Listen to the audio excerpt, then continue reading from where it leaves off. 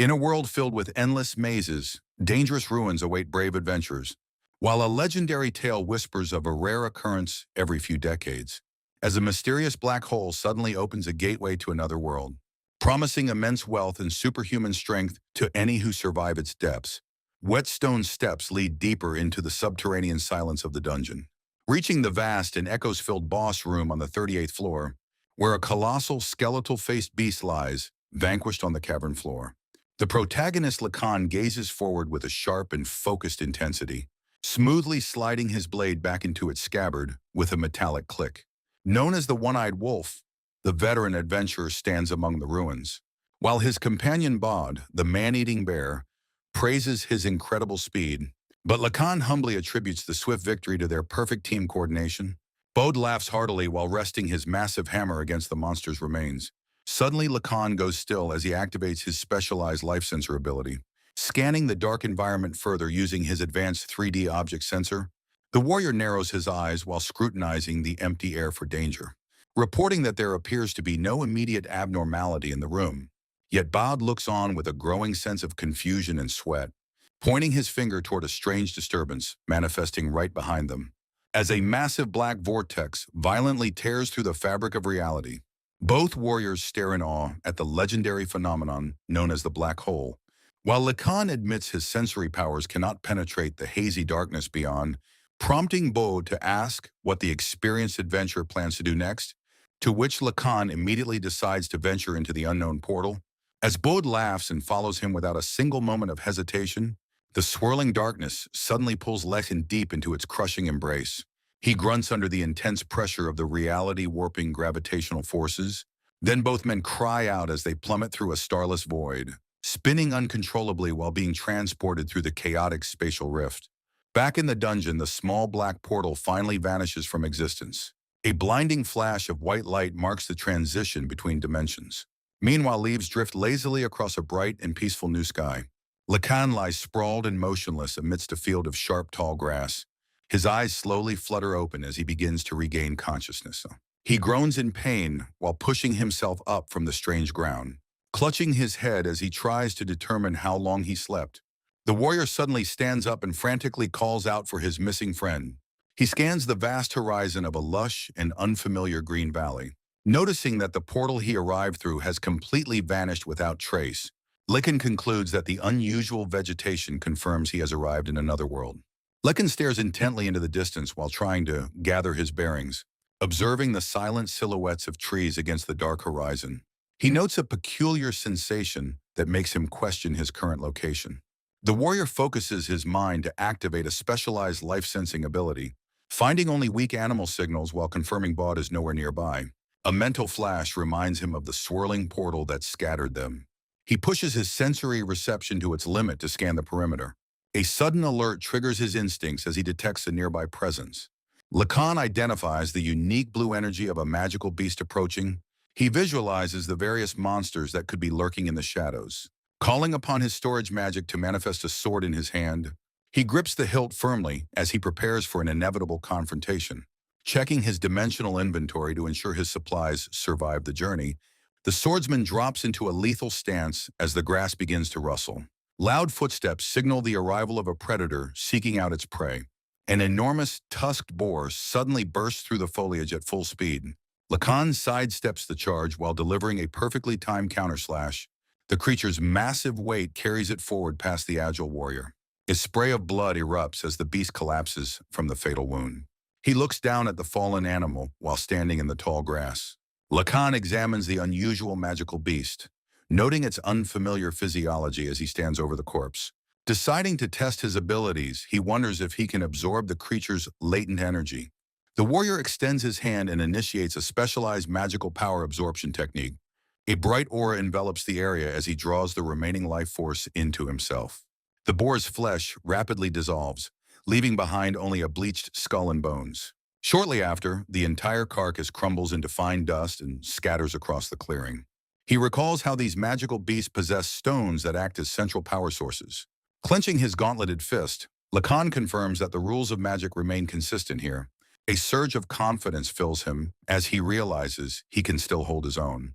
He stares upward with renewed determination, eager to test the limits of his strength. Setting off once more, the traveler ventures deeper into the expansive wilderness. He eventually stops by a stream to address his immediate need for sustenance and water. An abrupt, piercing sound causes his pupils to dilate as he snaps into high alert. Looking around the dense foliage, he identifies the distant cry as a girl's scream. Although his initial scan shows no humans nearby, he suspects magic may be involved. The warrior focuses his concentration to extend the range of his sensory perception. Two faint signals finally appear on his mental map, confirming human life far ahead. Driven by a need for information, he bursts into a full sprint toward the coordinates. Elsewhere, two ferocious, tusked boars barrel through the forest with predatory intent. The beasts launch a violent assault on a lone carriage, while a panicked guard tries to fight them off. Rustling leaves and the sound of heavy movement echo through the dense canopy of the forest. Lekin expertly maneuvers through the thick undergrowth, eventually coming to a halt near a massive ancient tree.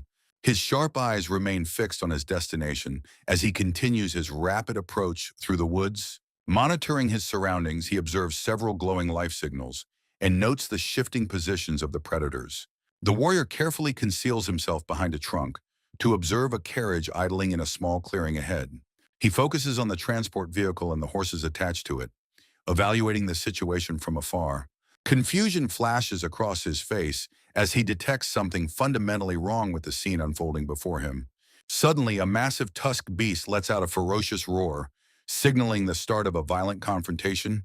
The monster lunges forward with incredible speed, aiming its tusks directly at a defenseless white horse. A mounted guard struggles to maintain control of his steed, while the aggressive creature closes the distance.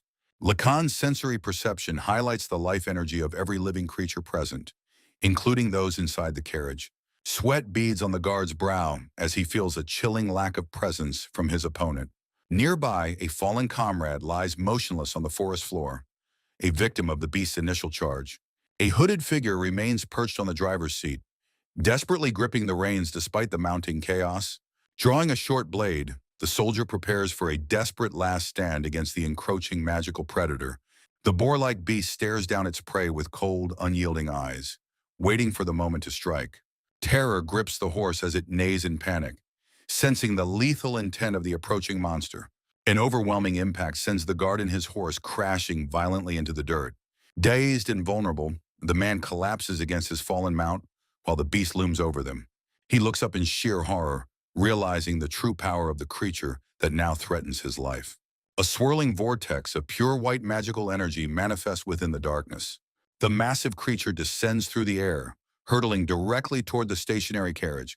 An explosive burst of force erupts as the guard braces himself against the shockwave. Roaring loudly, the tusked predator lets out a piercing screech while preparing its next strike. From the safety of the carriage, a woman raises a staff to channel burning fire magic. Lekin watches the display from the shadows, surprised by the sudden use of elemental sorcery. Doubling its aggression, the two-headed monstrosity continues its relentless charge across the forest path. Looming over the vehicle, the beast prepares to tear through the wood with its tusks. It lunges forward with savage intent, eyes locked onto the survivors huddled near the transport. A look of sheer panic crosses the magic user's face as the creature ignores her defenses. Beside her, the armored guard shouts in desperation as their situation turns dire. Lacan's expression hardens as he decides to intervene, his gaze sharpening with deadly focus. A blur of movement cuts through the air, signaling a lightning-fast offensive maneuver. Landing firmly in front of the carriage, the veteran warrior stands over the fallen beast. A single, powerful vertical slash cleaves through the air with surgical precision. He moves with incredible fluidity, passing by the monster as it takes the blow. Grunting in agony, the monster lets out a guttural growl while collapsing under the impact. Sheathing his weapon, Lacan crouches silently while the stunned guards stare in absolute silence. They look on with wide eyes, unable to comprehend the speed of their mysterious savior. Finally, the beast snorts in pain as its severed limb rests nearby, completely neutralized. Lekin acknowledges that he merely diverted the monster's direction by severing one leg. Despite the injury, the creature's eyes remain wild with primal aggression. The massive beast looms over the stationary warrior while letting out a deafening cry. Lekin observes the monster's tenacity, noting its significant charging power even when wounded. Analyzing its thick hide, he determines that a strike through the throat is required. Seizing a momentary opening, he launches a devastating upward slash into its neck. Blood erupts from the fatal wound as the warrior finishes his decisive maneuver. He stands tall, reflecting on the necessity of exploiting an enemy's weaknesses head-on. From her vantage point, the magic user stares at the warrior in complete awe. The surrounding guards are left speechless, unable to process the warrior's incredible skill. Lacan remains completely impassive, his arms folded as he assesses the situation. Standing over the massive carcass, he prepares to finalize his work on the creature. He decides to retrieve the monster's magic stone as his power reaches its limit. Walking toward the remains, he is observed closely by the stunned survivors. With surgical focus, he begins cutting into the thick fur of the fallen beast. A dark and blood-stained magic stone is successfully extracted from the monster. As the beast begins to dissolve into light, Lacan considers the convenience of the stone. One of the guards steps forward and attempts to address their mysterious savior. Lacan's gaze sharpens as he suddenly realizes that he cannot understand their speech. He notes the strange language despite the familiar human appearance of the guards. Lacan decides to activate his most powerful magic sensor to scan the immediate area, detecting only a faint and negligible magical response from the survivors standing nearby. He realizes the humans of this world possess only a microscopic amount of magic. While he observes the group gathering around the carriage to see what happens next, a man approaches the vehicle and peers anxiously toward the closed curtains of the entrance. Turning back with a hesitant expression as someone begins to emerge from within, the carriage door creaks open to reveal a dark interior, hiding a mysterious figure. A small foot wearing a detailed laced boot steps firmly onto the wooden platform. Lycan stands back as a young lady in elegant attire finally makes her appearance. She gracefully lifts the edges of her dress to perform a formal and polite curtsy, placing a hand over her heart while speaking in a language Lacan cannot comprehend. He notes her youthful appearance and refined manners indicative of a high social status. The warrior attempts to explain that he cannot understand a single word she says. She reacts with visible confusion as she begins to process the strange communication barrier. Lekin reflects on the difficulty of being in a land where speech is useless. He remains stoic and silent while the young noblewoman stares at him in wonder. A subtle rustling sound echoes through the air as the group remains in tense silence. Lacan moves his hand in a deliberate gesture to signify a change in his approach. He suddenly drops into a formal bow to show respect to the young noblewoman. The survivors are left stunned by the unexpected display of etiquette from the powerful warrior. Lekin ponders the necessity of returning the formal respect shown by the young noblewoman, standing stoically while questioning if his world's palace etiquette successfully bridged the communication gap. The girl turns back to her companion, speaking rapidly and gesturing with open palms. Watching the exchange, Lacan correctly assumes they are deliberating his next course of action. Her companion looks downward with a weary expression, rubbing her forehead in deep thought. The two women continue their quiet debate as the warrior remains a silent observer. A sudden look of inspiration crosses the noblewoman's face as she clasps her hands. She moves toward Lacan with a bright and friendly demeanor that catches him off guard. Reaching out tentatively, she places her small hands atop Lacan's rugged and armored gauntlet. She looks directly into his eye with a clear and inviting expression of trust. Her grip firms as she wordlessly conveys a request for him to accompany them. Gesturing toward the distant scenery, she points out the direction of her far-off residence. Lekin offers a slight nod to signal his acceptance of her generous invitation. The mismatched pair stands silhouetted against the bright horizon as their alliance is formed. Lacan begins walking along the riverbed while contemplating the logistical needs of his mission. He reaches into his equipment to ensure his gear is properly fastened for travel. Adjusting the strap on his massive blade, he prepares himself for any potential threats. He pulls a translucent mana crystal from his storage to verify its remaining energy. The warrior quickly secures his various magical artifacts to keep them hidden from prying eyes. He crouches down to finalize his preparations before venturing toward the unknown city with his new companions. Deciding to mask his alien abilities, Lacan resolves to pose as an ordinary wandering traveler. He fastens a modest leather pouch to his belt to carry his basic belongings. Clicking his long sword into its sheath, he ensures his weaponry is ready for the road. Gripping his hand tight, the warrior steels his nerves for the unfamiliar social interactions ahead. Pulling his heavy cloak tight, he concludes that his silhouette now resembles a common mercenary. The trio begins their trek through the tall grass toward the dense woodland nearby. Lekin halts his stride as he witnesses a sudden flare of mystical energy.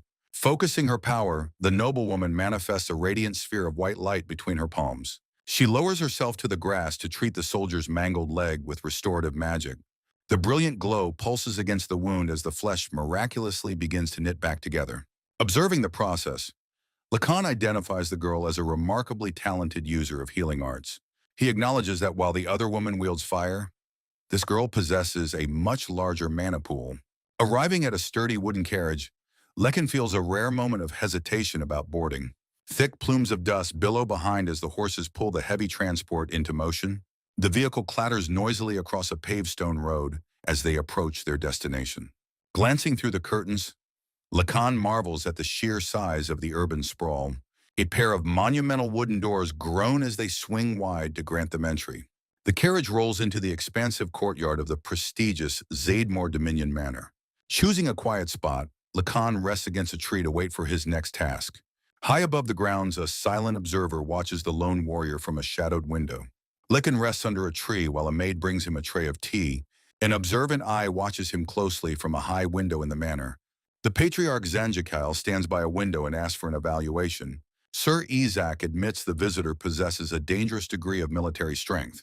The knight adds that the man shows proper manners when he is thanked. Zanjikal reacts with a look of surprise and curiosity to the news. Lacan sips his tea while the nobles discuss his rescue of the daughter. The lord decides to offer the garden hut to his new visitor.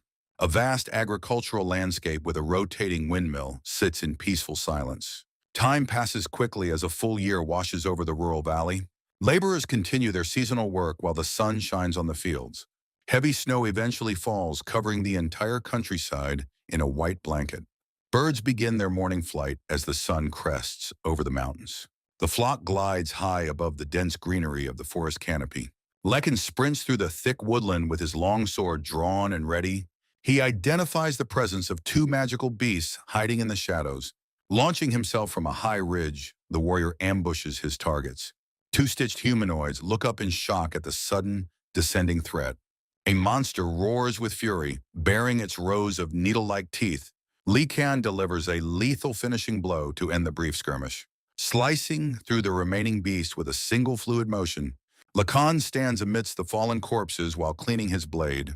He returns to the fortified manor walls as the sun rises. Entering through the side gate past a vigilant house guard, the warrior meets Sir Isaac along the garden stone walkway. The knight marvels at how quickly the hunt was concluded. Lacan offers a morning greeting before suggesting a training duel. He hands over a practice sword with a casual toss. Both men walk toward the garden hut to begin their session.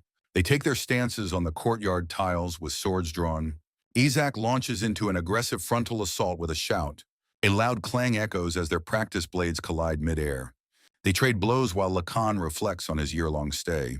He recalls the suspicious glares he once received from the staff. He acknowledges the acceptance earned from Luviana and Sir Isaac. Isaac presses the attack with a heavy downward swing. Countering the move instantly, Lacan brings his blade to Isaac's neck. The knight sighs and admits defeat after the brief exchange. They stow their weapons while chatting about the lack of praise. Lacan explains that empty compliments do nothing to build strength. Other knights eagerly request a sparring match with Lacan as more attendants gather around the training grounds to watch. The warrior continues to effortlessly handle every challenger during the session. Then a defeated knight bows deeply in gratitude after his turn. Gria suddenly approaches while he stands focused on the courtyard, informing him that Lady Luviana has requested his presence after breakfast. She sternly insists that he present himself without his sweaty appearance. Lacan stoically acknowledges the headmaid's demand before she leaves. Later, he walks through the manor halls toward the private chambers. While adjusting his collar, he expresses mild discomfort with the formal attire. Luviana greets him with a warm smile inside the sunlit room. Showing his respect, he bows and offers a polite morning greeting. They stand together near the fireplace while Gria observes silently. The lady then insists that he use her informal nickname. She clarifies that strict protocols only apply when the staff is watching. Turning to the matter at hand, she requests his protection for a trip. Lacan agrees to the task as long as Sir Isaac provides authorization. She reveals that her father has already sanctioned the excursion.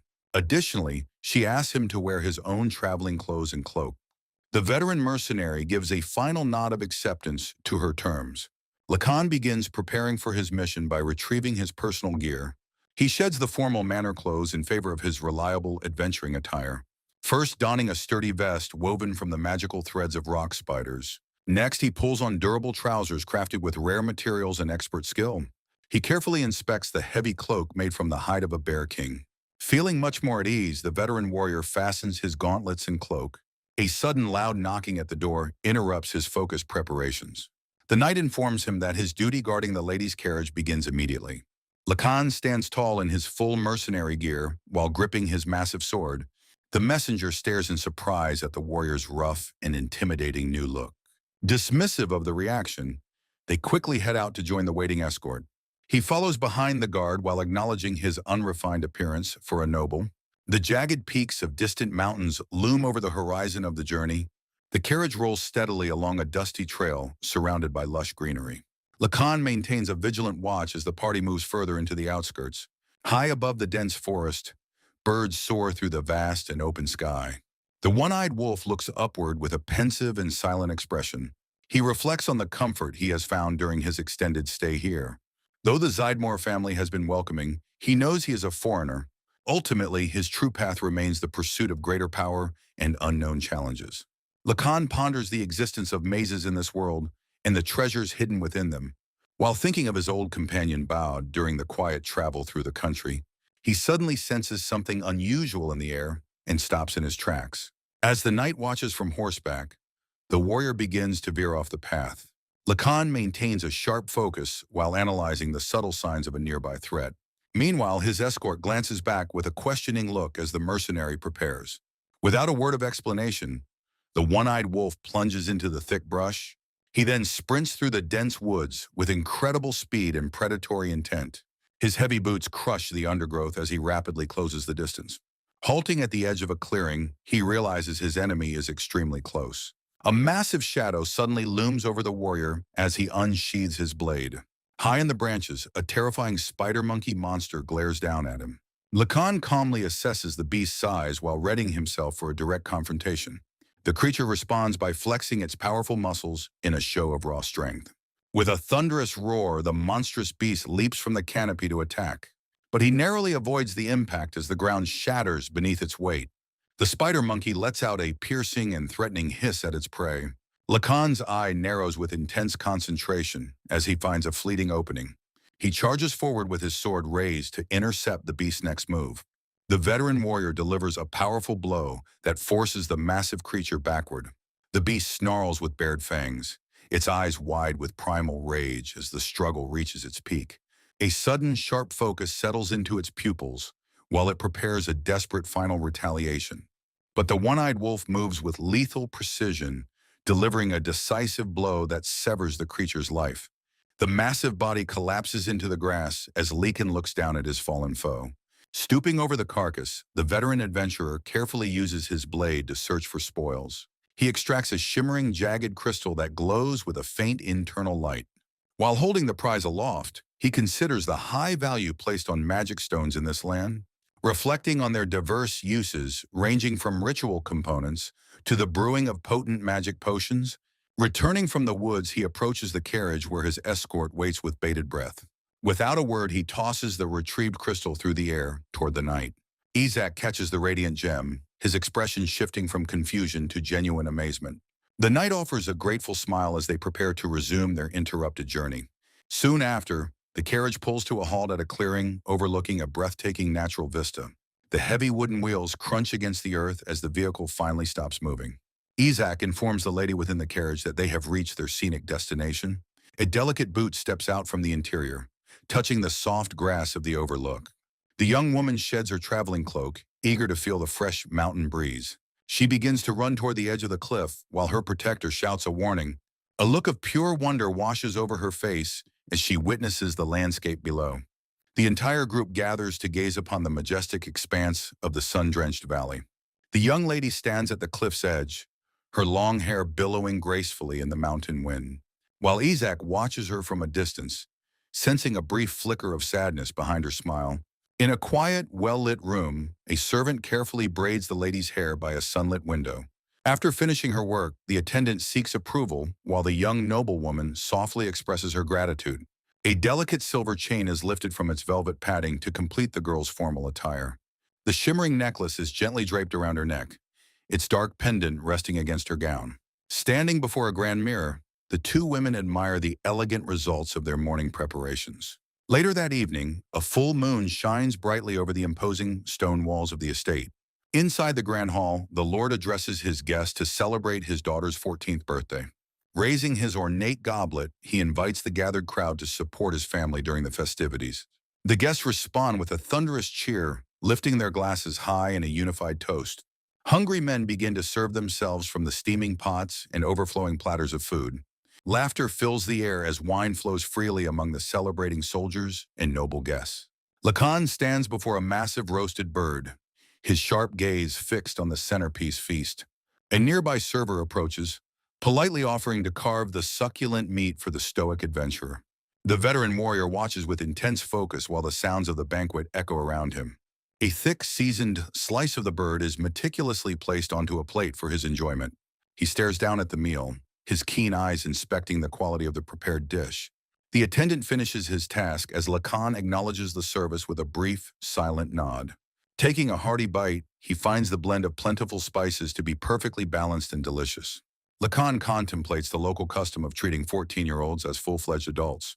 While the young noblewoman sits gracefully beside her father at the banquet table, observing the festive energy of the crowded room with a stoic expression, he reflects on the fact that the girl is now considered to be of marriageable age. Isaac approaches during the feast, commenting on the adventurer's hearty appetite with a smile. The nobleman offers a bottle of rare wine brought from the distant royal capital. Leaning in, he asks if they can move to a more private location to talk. The two men step toward a quiet corner of the hall to speak undisturbed. Illuminated by a pair of flickering candles, the conversation takes a serious turn. Isaac requests that Lacan avoid the library area for the next few days. Sensing a hidden motive, the warrior asks if his presence would create difficulties. The noble explains that numerous messengers from other families will soon arrive to offer congratulations. Drinking from his glass, Lacan understands that his mysterious background might cause unnecessary friction. Isaac notes the heavy burden noble daughters carry regarding political marriages and blood relations. Acknowledging the situation with a nod, the veteran warrior accepts the temporary restriction. Outside the estate, massive waterfalls plunge down the faces of steep mountain cliffs. Lekin looks out across the vast green canopy of the forest under the morning sun. He begins to hike through the thick brush, his heavy cloak rustling against the foliage. Taking advantage of his freedom, he wanders further away from the constraints of the mansion. The lone adventurer ventures deeper into the wilderness in search of powerful magical beasts. Lekin suddenly freezes in the dense woods as he senses a powerful presence nearby.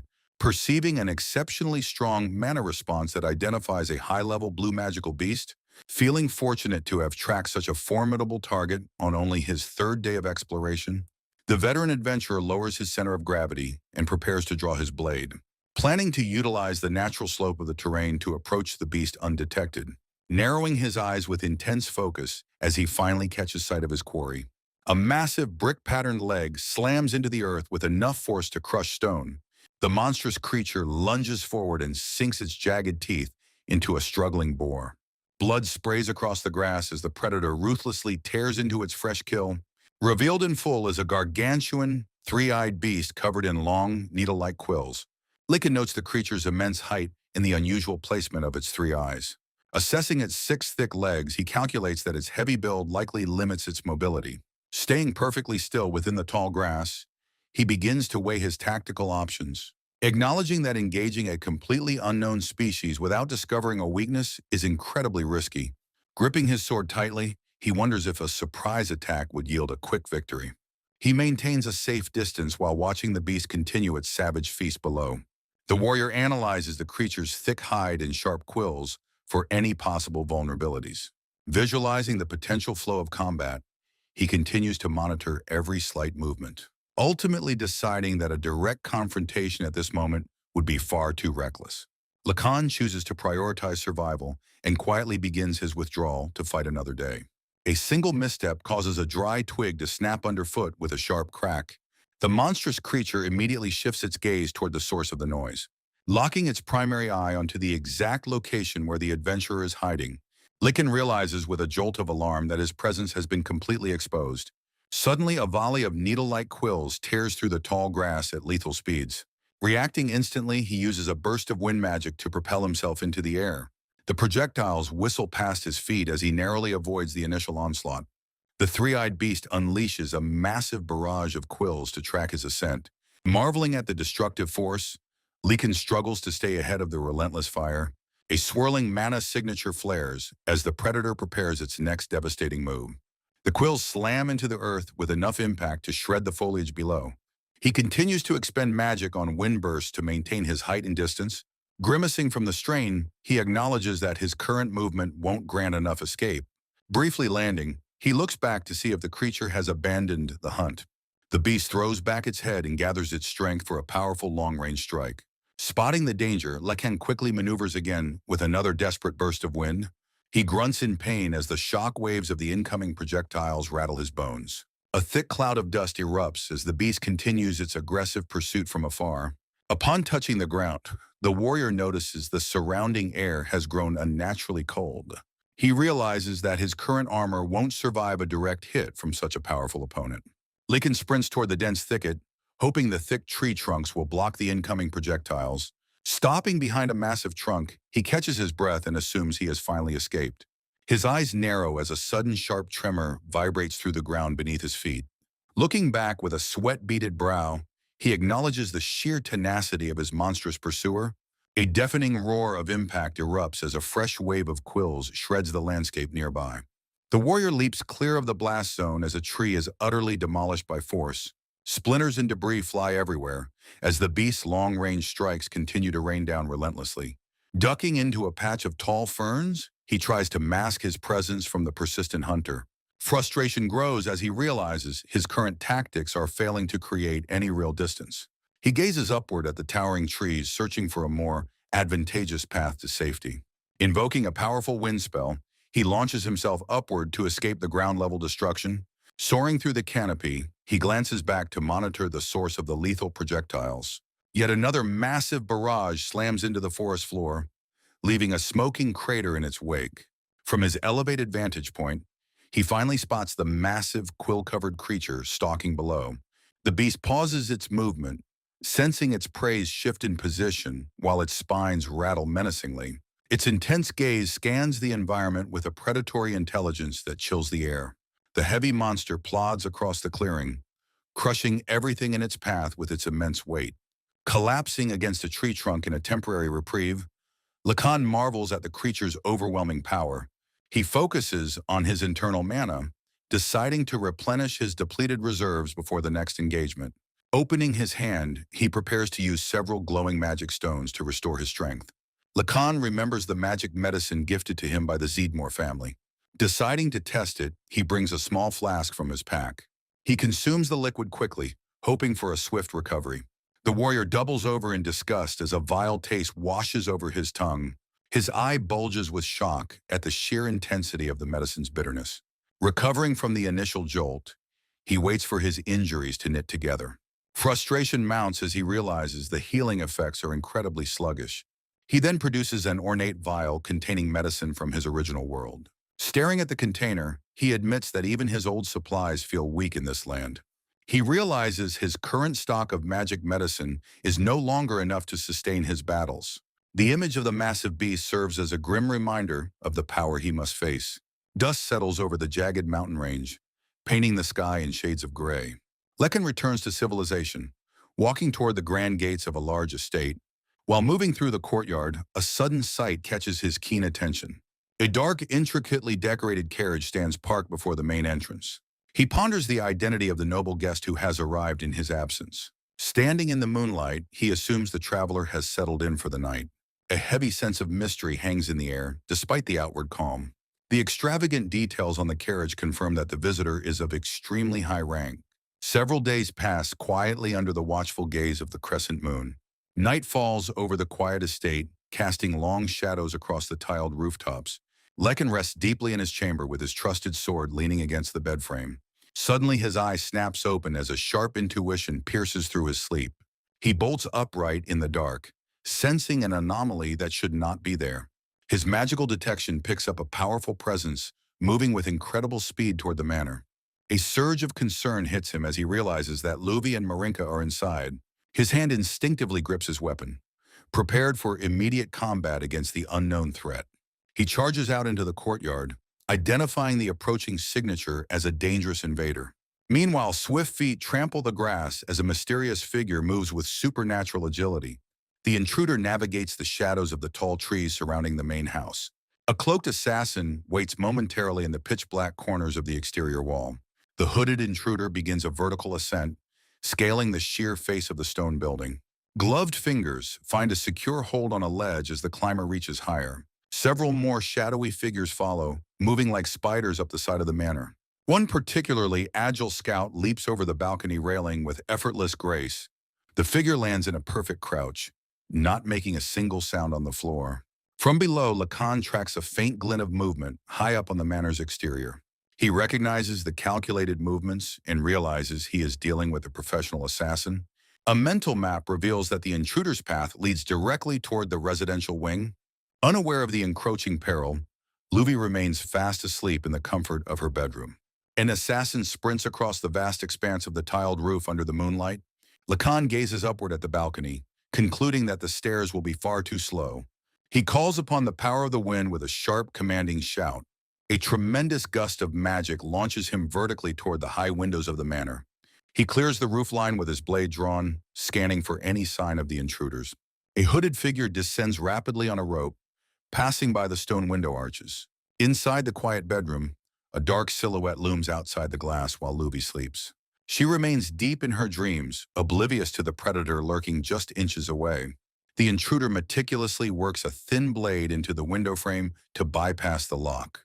Suddenly, the window shatters inward as Lacan arrives with explosive force to intervene. He lunges through the air with lethal precision, catching the assassin completely off guard. The intruder's eyes widen in terror behind the dark veil of their hood. Lacan grits his teeth and follows through with a powerful, sweeping strike. His sword cuts through the air, sending the attacker reeling back from the ledge. A second masked scout stares in disbelief as their leader is effortlessly dispatched. The defeated assassin tumbles helplessly into the darkness of the trees below. Pieces of debris and gear fall to the garden as Lacan secures his position. He pulls himself toward the broken window to ensure the safety of those inside. Luvi merely stirs and whispers a name, still lost in a peaceful slumber. Seeing her unharmed, Lacan exhales a heavy sigh of relief as the tension leaves his body. A blurred streak marks the final descent of the neutralized threat toward the cold ground below. Lacan and the manor's master soon gather in the courtyard to inspect the lifeless intruder. The Lord stares down in somber realization that someone truly targeted his daughter's life. The fallen assassin lies motionless on the stone tiles, a grim testament to the night's violence. Admitting his own naivety, the Lord confesses he never expected an attack through the high windows. He reveals that Luvi's impending marriage to a high-ranking noble family has sparked dangerous envy. Envious rivals and bitter families likely seek to prevent a rural noble from gaining such status. Clutching his chin in deep thought, the Lord acknowledges the narrow escape they just had. Isaac turns to Lacan with a questioning look, wondering why the assassin wasn't captured alive. The veteran warrior keeps his gaze fixed on the body as he prepares his cold justification. He explains that the woman was a magic user whose distance-killing skills made her too lethal. A heavy silence falls over the group as they process the extreme lengths of their enemies. The Lord interjects to remind Isaac that captured assassins rarely reveal their secrets anyway. Despite the logic, Isaac remains visibly frustrated that they lack the name of the mastermind. The master of the house turns away, noting their powerlessness against such high-level political orchestrators. He places a reassuring hand on his aide's shoulder, suggesting some truths are better left unknown. Turning back to Lacan, the Lord offers high praise for his incredible speed and perception. He looks up at the impossible height of the balcony, marveling at the strength required to reach it. Lacan offers no explanation for his supernatural mobility, maintaining a professional and detached silence. Recognizing the warrior's boundaries, the Lord accepts that some secrets are meant to be kept. Lacan agrees to continue protecting the Lord's daughter after being officially thanked. The scene shifts to the exterior of the manor under the dark night sky. Thick foliage and high stone walls surround the property in the stillness of the night. Suddenly, a metal grappling hook catches onto the top of the perimeter wall. A masked intruder, dressed in dark tactical gear, pulls himself over the high stone ledge. Crouching on the wall, the assassin prepares a heavy crossbow while aiming at the manor windows. The crossbow sights align perfectly with a distant window where someone might be sleeping. A sudden flash of steel interrupts the attack as Lacan strikes from the shadows. The assassin's eyes widen in terror behind his mask as a lethal blade approaches his face. Lacan delivers a decisive blow that sends the would-be killer plummeting down into the darkness. Standing over the fallen foe, Lacan notes that this is already the fourth intruder tonight. He remains vigilant, realizing the enemy's persistence is far beyond what was expected. Looking out over the manor grounds, Lacan accepts he cannot leave until the wedding ends. Sometime later, Lacan sits in a sunlit room sharing tea with Louvi and her maid. The young lady curiously asks Lacan about the typical breakfast in his mysterious hometown. She continues her innocent interrogation, wondering what kind of clothes female nobles wore there. Her curiosity doesn't stop as she excitedly asks about the local sweets from his birthplace. Lacan quietly sips his tea, noting that the young lady is unusually talkative today. He reflects on the term l'envie, describing rare individuals who come from another world. Although legends speak of their outstanding power, records state that no such beings currently remain. Lacan considers that Louvi might perceive him as a legendary figure from another realm. He clears his throat awkwardly as their conversation begins to wind down. The maid interrupts to inform Louvi that she has other scheduled appointments to attend. Louvi thanks Lacan for the enjoyable company while he bows respectfully to her. Turning to depart, Lacan offers a brief farewell and moves toward the exit. Louvi hesitates for a moment with a look of intense uncertainty on her face. She suddenly cries out for him to wait while reaching toward his retreating form.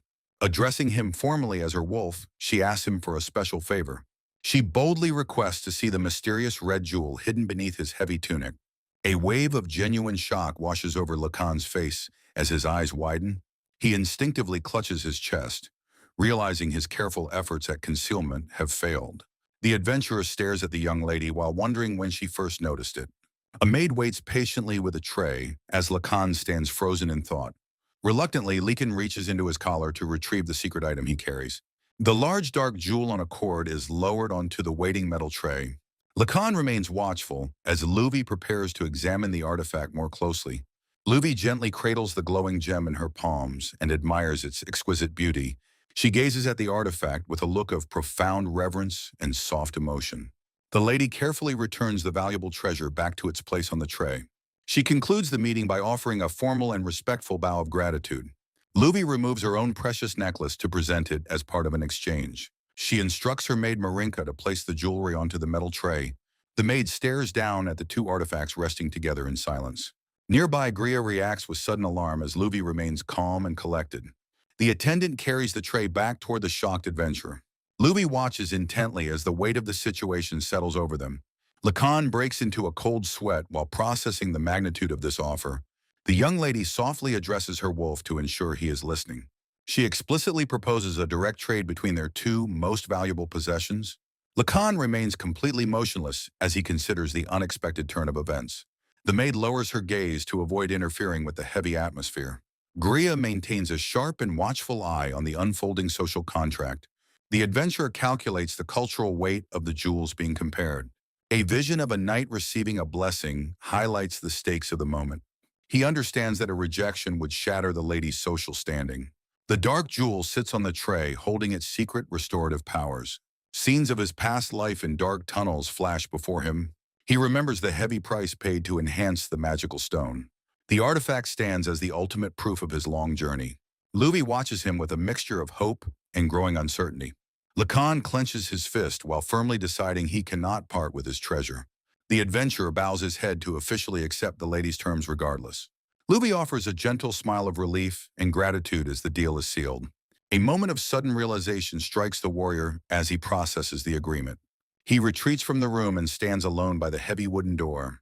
Frustration grips him while he questions his own decision to consent to the trade. The veteran fighter eventually resigns himself to his fate with a weary sigh. He looks toward the horizon and plans his quiet departure from the noble estate. The necklace rests against his chest as he prepares for the final exchange. His solitary figure walks down the long corridor toward an uncertain future. Circumstances conspire to prevent him from finding a single moment to escape unnoticed. The young lady remains surrounded by maids during her intensive wedding preparations. Security tightens throughout the manor with guards posted at every entrance. The sun rises over the distant mountains 2 days after the initial deal. Luvi dons an elegant travel hat while readying herself for the journey ahead. The horse-drawn carriage carries the noblewoman away toward her new life. Lacan finds a quiet spot under a tree near the bustling campsite. He sits in silence and watches the field sway in the gentle breeze. Memories and regrets linger as he stares into the vast open sky. He finally sets off on foot to continue his long trek across the land. Morta approaches and jokingly asks if watching the vegetable fields is entertaining. The chef offers Lacan a rare griffel leaf to chew on. Taking the gift, the adventurer tastes the expensive herb. Morta cautions him to savor the flavor instead of swallowing it quickly. They settle into a comfortable silence while leaning against a thick tree trunk. Conversation turns toward the unusual lack of training among the local knights recently. The man wonders aloud if some unseen event has dampened their spirits. Lacan admits his own lack of motivation while gazing downward. His companion observes that the warrior seems drained of energy rather than will. Morta further notes that even Isaac has lost his usual vigor lately. Both men reflect on how lonely the estate feels with the lady's upcoming marriage. The name of the noblewoman resonates deeply within the fighter's mind. He recalls how her kindness provided him a sense of belonging in this world. A strong desire to repay her before his departure takes root. The veteran examines his own palm and contemplates his next move. The dark silhouette of a monstrous magical beast flashes through his thoughts. He realizes that this creature is the true source of the knight's despair. The warrior acknowledges that the local soldiers cannot handle such a threat alone. He stands tall and resolves to use his combat skills to protect her home. The quiet estate remains still as he determines his final course of action. Lycan lays out his diverse arsenal of swords and spiked gauntlets on the ground. He surveys the collection and realizes he lacks a proper spear for hunting massive beasts. Standing in the shadows, the warrior decides to face the mysterious threat one more time. He stares ahead with a cold gaze, intent on testing the enemy's true strength first. The scene shifts to a desolate wilderness stretching out under a vast and empty sky. Several dark projectiles suddenly rain down from above into the thick forest below. A gargantuan creature curled into a spiky ball thunders through the grass at high speeds. Lacan raises his hand and calls forth a powerful gust of wind to intercept the charge. The magic clashes violently against the rolling monster, creating a massive explosion of smoke. Watching the chaos, he calculates a strategy to dodge the beast while it is unable to steer. The porcupine-like monster slams into the earth, sending a towering spray of dirt into the air. It unfurls its body to reveal a weathered, bearded face topped with a sharp snout. A single large eye with a hypnotic spiral pattern focuses intensely on the lone warrior. The aftermath of the creature's path leaves a dark, carved tunnel through the dense foliage. Lycan suddenly plunges from the sky with his sword raised high above the creature's head. He grits his teeth in concentration, convinced that his strike will find its mark. The blade connects with the beast's back, generating a deafening impact that shakes the ground. To his absolute horror, the adventurer realizes his weapon has barely scratched the surface. He marvels at the impossible combination of hardness and flexibility protecting the creature's flesh. The monster snarls and fixes its predatory gaze on the man who failed to wound it. Lycan stands his ground before the towering creature, realizing the situation has turned dire. A blinding flash of energy erupts as the beast unleashes a powerful and destructive force. He immediately channels his magic to create a protective barrier of swirling wind. The monster's massive, singular eye narrows with predatory intent as it tracks his every movement. Sweating profusely from the intense pressure, the warrior struggles to find an opening in the beast's defense. Dozens of sharp, black needles suddenly rain down, saturating the entire area with lethal projectiles. A massive explosion of light engulfs the battlefield, obscuring the warrior in a cloud of dust. The sheer force of the encounter nearly disarms Lacan as he feels his weapon tremble. Realizing he cannot win this exchange, he decides to retreat and find a safer distance. Several bursts of wind magic propel him backward, allowing him to escape the monster's immediate reach. The creature stands still and watches silently as its opponent disappears over the horizon. It lets out a final, resonant howl into the empty sky before settling back into the wilderness. The scene transitions to the quiet exterior of a traditional manor under the moonlight. A wooden sliding door slowly creaks open to reveal a dimly lit and silent room. Lycan stumbles inside, his head bowed low as exhaustion and pain finally take their toll. His torso and arms are now heavily wrapped in white bandages to stop the bleeding. The battered adventurer collapses onto a simple bed, groaning from the severity of his wounds. He lies there reflecting on the creature's deadly combination of breath attacks and needles. He examines his injuries and acknowledges that only a high-grade potion kept him from death. Staring at a collection of mysterious herbs and bottles, he laments his lack of pharmaceutical knowledge. He resolves to find a doctor to learn the proper methods of medicine production, reflecting that the previous encounter with the creature provided him with invaluable combat experience. He recalls the beast's massive form and the lethal array of spikes covering its back. The warrior stares blankly while contemplating the most effective way to launch a counterattack. He identifies the singular eye and the exposed neck as potential targets for a second attempt, weighing the risks of aiming for the throat against the beast's overwhelming defensive capabilities. The quiet night settles over the manor as he finalizes his plan for the rematch. Urgency builds within him as he knows the creature will only grow more formidable over time. Dawn eventually breaks across the mountain range, signaling the start of a new hunt. Lacan ventures back into the wilderness, moving cautiously through the thick, waist-high grass. He stops to track a powerful magical signature that leads him straight toward his target. Peering through the trees, he discovers the massive beast lying dormant in a rocky clearing. The creature remains completely motionless with its eyes shut in a deep, heavy slumber. Recognizing this rare opportunity, the adventurer prepares to strike while his opponent is vulnerable. He reaches into his cloak to grasp a small, glowing jewel he recently acquired. He considers the benefits of the exchange that granted him this powerful, treasured artifact. Staying low to the ground, he creeps forward with silent footsteps to avoid detection. The warrior slowly closes the distance between himself and the unsuspecting, sleeping monster. Unsheathing his blade with methodical precision, he readies himself for a decisive first strike. He narrows his focus between the throat and the flank to ensure maximum lethality. Lycan suddenly shifts his focus away from the throat, deciding against the original plan.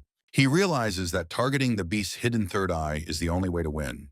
With a burst of speed, he launches himself toward the massive slumbering target.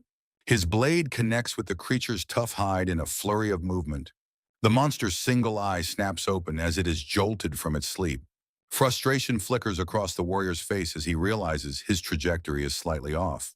Despite the miscalculation, he struggles to maintain his aim against the moving beast. He follows through with a powerful slash that bites deep into the creature's flesh. Stunned by his own success, he watches as the blade pierces the thick armor. A violent geyser of dark blood erupts from the fresh wound on the beast. The monster lets out a deafening roar of pain while thrashing its head. The sheer force of the blow sends the massive creature stumbling backward. Lycan lands firmly on the grass, skidding to a halt while keeping his guard up. He squares his shoulders against the enraged beast that now looms over him. Observing the enemy closely, he notices strange new spikes beginning to emerge. A sudden realization dawns on him as he feels a surge of external power. His gaze falls upon the glowing treasure jewel hanging from his neck. He touches the artifact, sensing that it is actively amplifying his offensive capabilities. Memories of a past encounter in his former world resurface as he analyzes the price of power. The warrior accepts the reality that his sword has successfully pierced the impossible defense. Lacan stares down the roaring monster, certain of his impending victory. The earth shakes under the beast's massive weight as it shifts. Unexpectedly, the creature turns its back and attempts to run away. It fires a flurry of sharp spikes to deter the pursuing warrior. Lycan conjures a burst of wind to blow the projectiles aside. He realizes the monster is out of ammo after its previous barrage. Noticing the spikes are not regenerating, he confirms his tactical advantage. The warrior lunges forward, determined to keep the pressure on his foe. He sprints across the grassy field, leading the beast toward a rocky clearing. The monster follows him closely, forced to maintain its forward-facing posture. It inhales deeply, preparing to unleash a powerful breath attack. Energy surges from its throat as its jaws unhinge. A blinding explosion of power erupts across the battlefield. Lycan hunkers down behind the Bear King hide to survive the intense heat. The beast growls and shakes its head while recovering from the blast. Blood sprays into the air as Lacan lands another significant blow. The creature tucks into a massive sphere and begins to roll violently. The warrior stays alert, tracking the rolling monster's path through the clearing. He narrowly sidesteps the crushing momentum of the living boulder. The earth continues to rumble as the beast prepares another high-speed charge. Lekin leaps high into the air as the ground erupts into a cloud of debris. A massive impact shatters the rocky terrain below with immense force. The giant beast is slammed face first into the dirt by a powerful strike. Lacan readies his sword while facing down the roaring, wounded monster. The warrior prepares to invoke a wind-based magic spell with great focus. A chaotic storm of wind and slashing blades envelops the battlefield. Lacan's relentless assault forces the creature into a desperate struggle. He delivers a devastating blow that connects solidly with the beast's neck. The warrior exhales slowly as the tension of the battle finally subsides. Lacan stands tall and resolved, ready to begin his journey into the unknown. An elderly villager watches the warrior with a look of utter shock. Three men approach Lacan cautiously as he rests by a flickering campfire. He continues to eat his grilled fish while keeping a sharp eye on the newcomers. A piercing glare from the warrior makes his intentions clearly known. The elderly man trembles visibly under the weight of Lacan's intimidating presence. The villagers plead for help, identifying themselves as residents of a nearby town. They describe a terrifying encounter with a mysterious creature known as a Zog. Lacan admits his ignorance of local terms while standing on a winding dirt path. He explains his foreign origin to justify his lack of knowledge about regional spirits. The villagers clarify that a Zog is a supernatural ghost born from the depths of the forest. A villager explains the creature's human-like form, noting its eyeless face and horns. Lacan listens intently while cleaning his teeth with a small wooden toothpick. The story continues with the abduction of a single child from the community. Desperate parents venture deep into the dark woods to find their missing son. A shadowy spirit suddenly strikes, killing the mother while the father barely escapes. The elderly man laments that neither humans nor beasts can safely enter the forest. Cutting to the point, Lacan looks up and inquires about the available reward. The villagers bow their heads as they offer a single silver nugget for help. Reflecting on his finances, the warrior considers the low pay for such danger. He determines that gaining local knowledge is worth more than the gold itself. With a firm movement, the mercenary prepares to take on the task. Lacan announces his acceptance of the job, surprising the desperate men nearby. Tears of joy well up as the group thanks their savior profusely. He further stipulates that he requires a place to stay and additional food. The guide quickly agrees to everything and gestures for the warrior to follow. The group arrives at a small cluster of modest homes within the valley. They stop in front of a weathered barn that serves as the village outpost. Stepping inside, Lacan observes that his room for the night is a stable. He finds a comfortable spot on the hay and prepares to rest. The veteran warrior drifts off while comparing his current bed to previous sheds. Leaving the manor, Lacan is advised to tell others he hails from the north for his safety. A maid approaches with a tray carrying two heavy pouches as a final parting gift. The warrior discovers that the pouches are filled with gold coins and offers his sincere thanks. He shares a firm handshake with the young master who expresses hope for a future meeting. The entire estate staff gathers to wave goodbye as the mercenary sets off on his path. Morning smoke begins to drift from a chimney as a new day breaks over the valley. The peaceful village wakes under a pale sky with distant mountains framing the small houses. Deep within the forest, a guide uses a blade to clear a path through the brush. The two men stop near a large boulder where the previous attack took place. Noting the short distance to the village, Lacan reflects on how close the danger truly is. He inspects the dark bloodstains left on the rocks from the tragic spirit encounter. As the guide prepares to leave, the mercenary suddenly tells him to stay and wait. The man is struck by shock when the warrior calmly announces he has found the target. Utilizing his detection ability, Lacan sees a glowing orb representing the spirit's nearby presence. He draws his sword and warns the trembling guide to remain strictly by his side. Rustling noises from the dense thicket indicate that something is moving through the trees. A pale, hunched figure sits motionlessly in the shadows at the base of a massive trunk. Lacan focuses his gaze intensely on the hidden adversary as he prepares to strike. With a steady and determined stride, the mercenary walks forward to confront the lurking beast. A faint light glimmers through the dark woods as the deadly confrontation finally begins. Lacan stands his ground as a massive presence begins to emerge from the dense foliage. A pale, hulked monster with a hollow face raises its arms and lets out a roar. The mercenary keeps his sword ready while observing the creature's aggressive stance from a distance. He calmly analyzes the situation, wondering exactly how the beast will choose to attack him. The monster's unsettling face features dark, bottomless pits for eyes and a wide, screaming mouth. Lunging forward, the towering spirit swings a massive, heavy arm down toward the silent warrior. Lekin watches the dark blur of the attack closely as it cuts through the forest air. The creature continues its wild assault, slamming its limbs against the ground in a blind rage. Its hollow eyes fixate on the target as it shrieks once more with primeval fury. The beast throws another powerful punch that narrowly misses as the mercenary remains perfectly composed. Rustling leaves and snapping branches mark the chaotic path of the spirit's relentless movement. Standing tall among the trees, the pale monster recovers its footing for a final strike. Lycan swings his blade in a swift arc, noting the creature's sluggish and unintelligent patterns. Gripping his sword with both hands, the warrior prepares to end the brief confrontation once and for all. He delivers a clean, decisive strike that cuts deep into the towering spirit's unnatural body. The monster's head falls away from its torso, tumbling onto the forest floor in silence. Meanwhile, back in the quiet village, the local men talk amongst themselves near their homes. The mercenary and his guide begin their trek back through the woods under the midday sun. The guide expresses his immense relief and surprise upon seeing Lacan returning completely unharmed. Lekin looks back with a steady gaze to confirm that the dangerous request is finished. Lacan watches as the monster's remains turn into dust. Noting the lack of a magic stone, the villagers react with total disbelief when they learn the beast is already dead. A handful of coins is dropped into his open palm as a reward for the job. Lekin listens quietly before preparing to ask one more important question. He stands among the villagers and asks if there are any good doctors nearby. The elder explains that the town of Valker is the best place for medical needs. The mercenary realizes he must restock his recovery potions before facing stronger enemies. He travels toward a large post-station town protected by tall wooden fences. Moving through the busy streets, he notices many carriages and travelers passing by. Lacan considers the scale of the town and its regular transport services to Valker. He decides to visit a tavern to find information and a warm meal. Various adventurers and workers walk along the road beside the town's buildings. Pushing aside the curtains, the warrior enters a lively establishment filled with people. Staff members work diligently behind the counter to serve the hungry crowd. Succulent meat kebabs cook over an open flame until they are perfectly brown. The mercenary places an order for several skewers and some sack with the chef. An older man with a long ponytail enters the tavern through the doorway. Commoners and travelers enjoy their food and drinks in the warm atmosphere.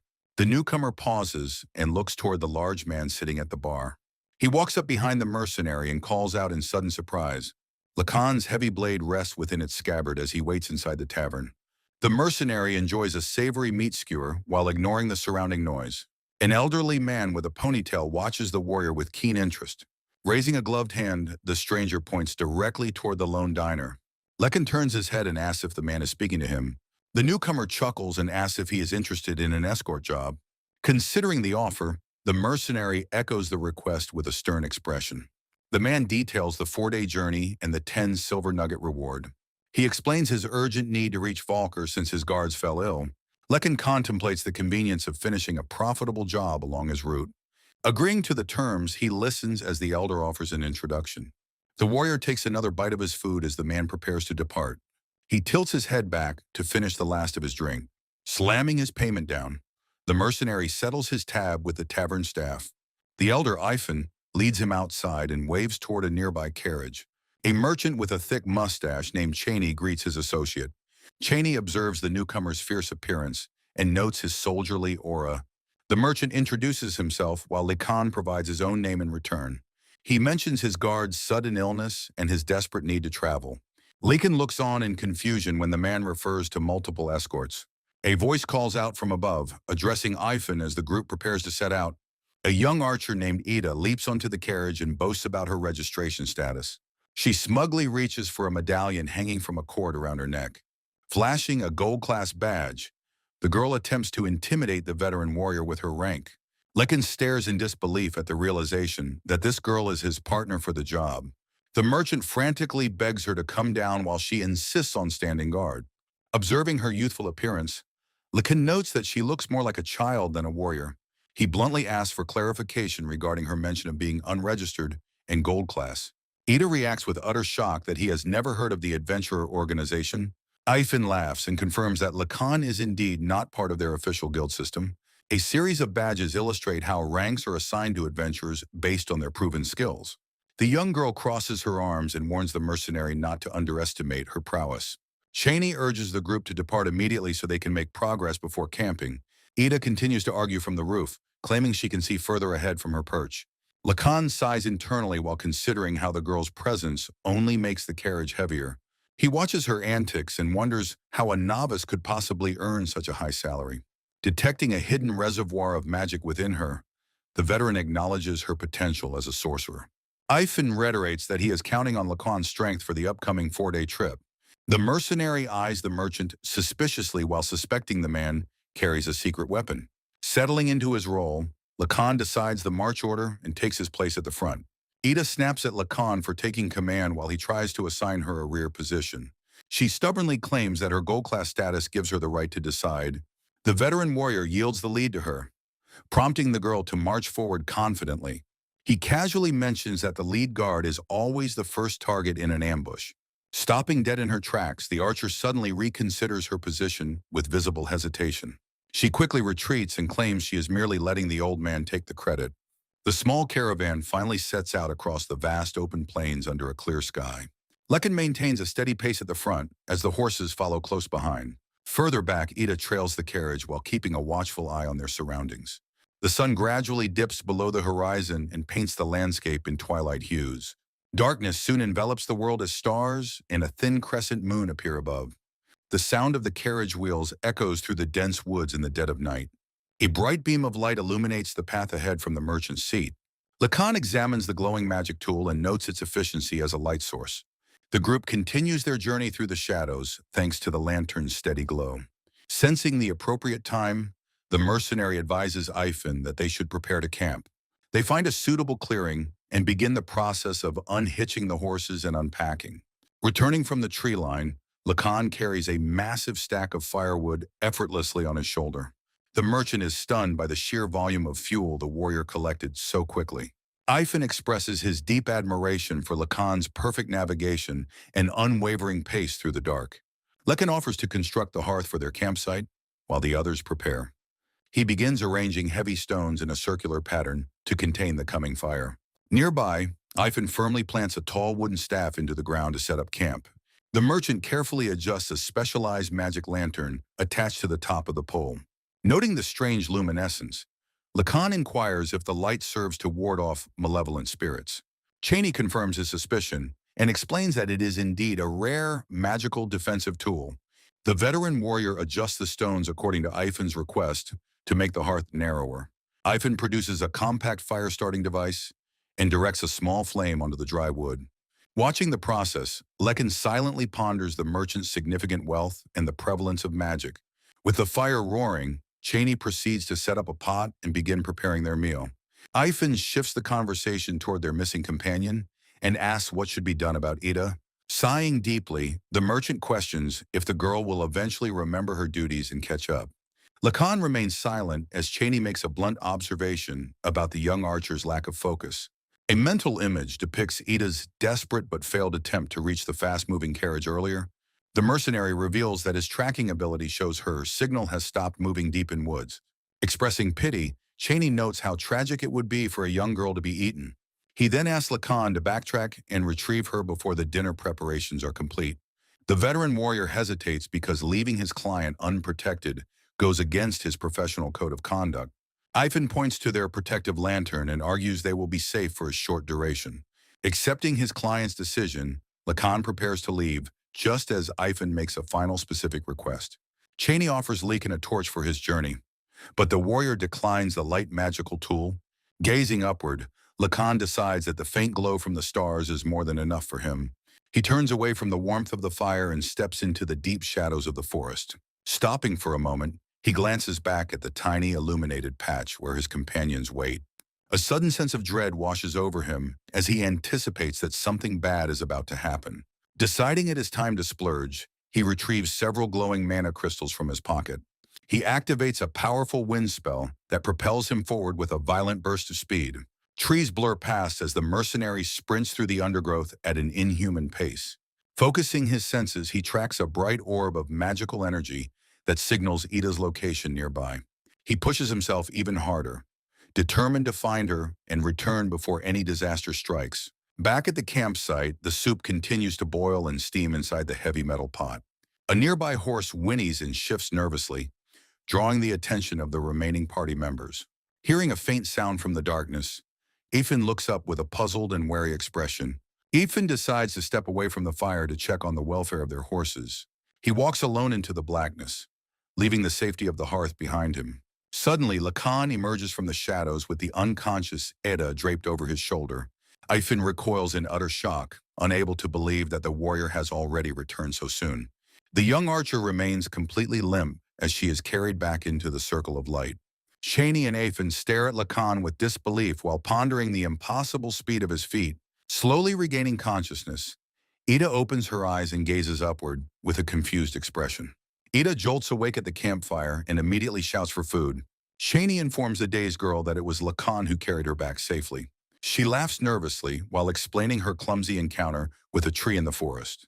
Lekin watches in silence as Ada continues to demand a meal despite the circumstances.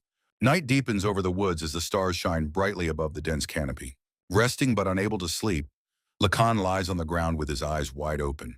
Dawn begins to break as Ida sits awake near the slumbering forms of her companions.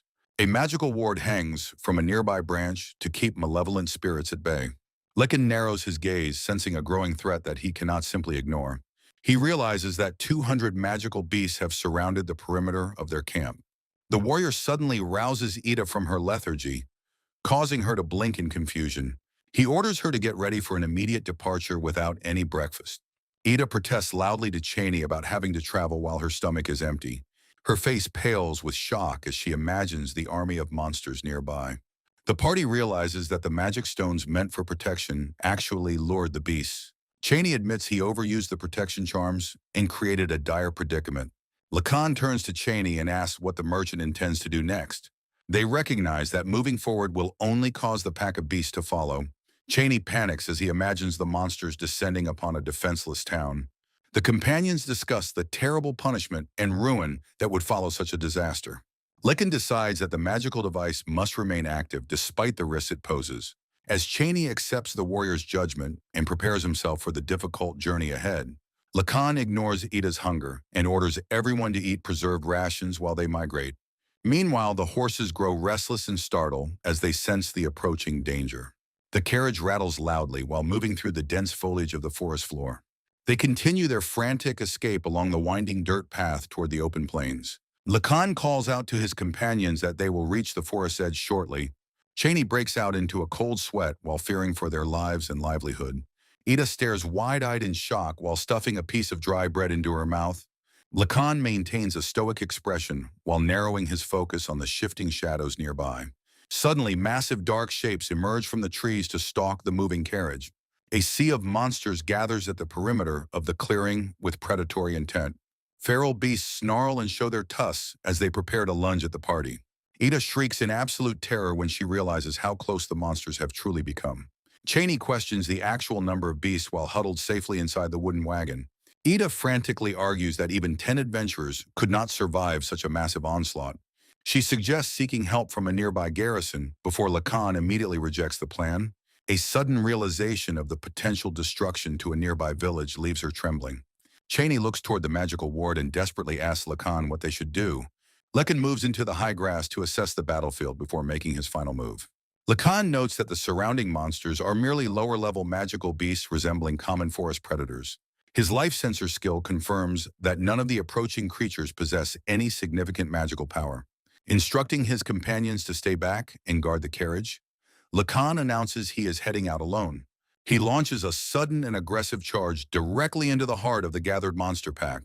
With a single devastating swing, Lacan's blade carves through several beasts simultaneously as blood sprays the grass.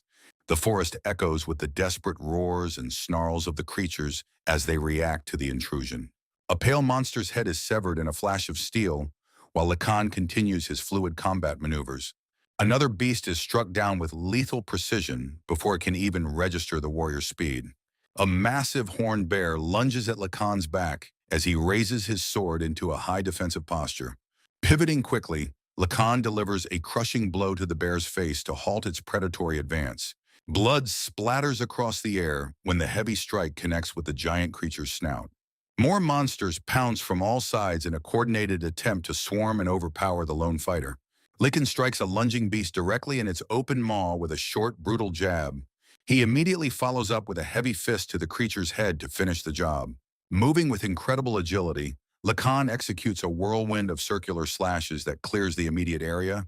The giant bear is caught in the path of the devastating blade as Lakan slices through its thick hide. A cloud of dust and debris rises from the ground as the last of the beasts are felled. Standing silently among the corpses of his enemies, Lacan surveys the now quiet clearing. He slowly sheathes his sword while walking away from the carnage without a second glance. Lacan calmly adjusts his attire and clenches his fist while reflecting on the brief skirmish. Lacan returns to his employer, stating the area is clear and the protective barriers can be lowered.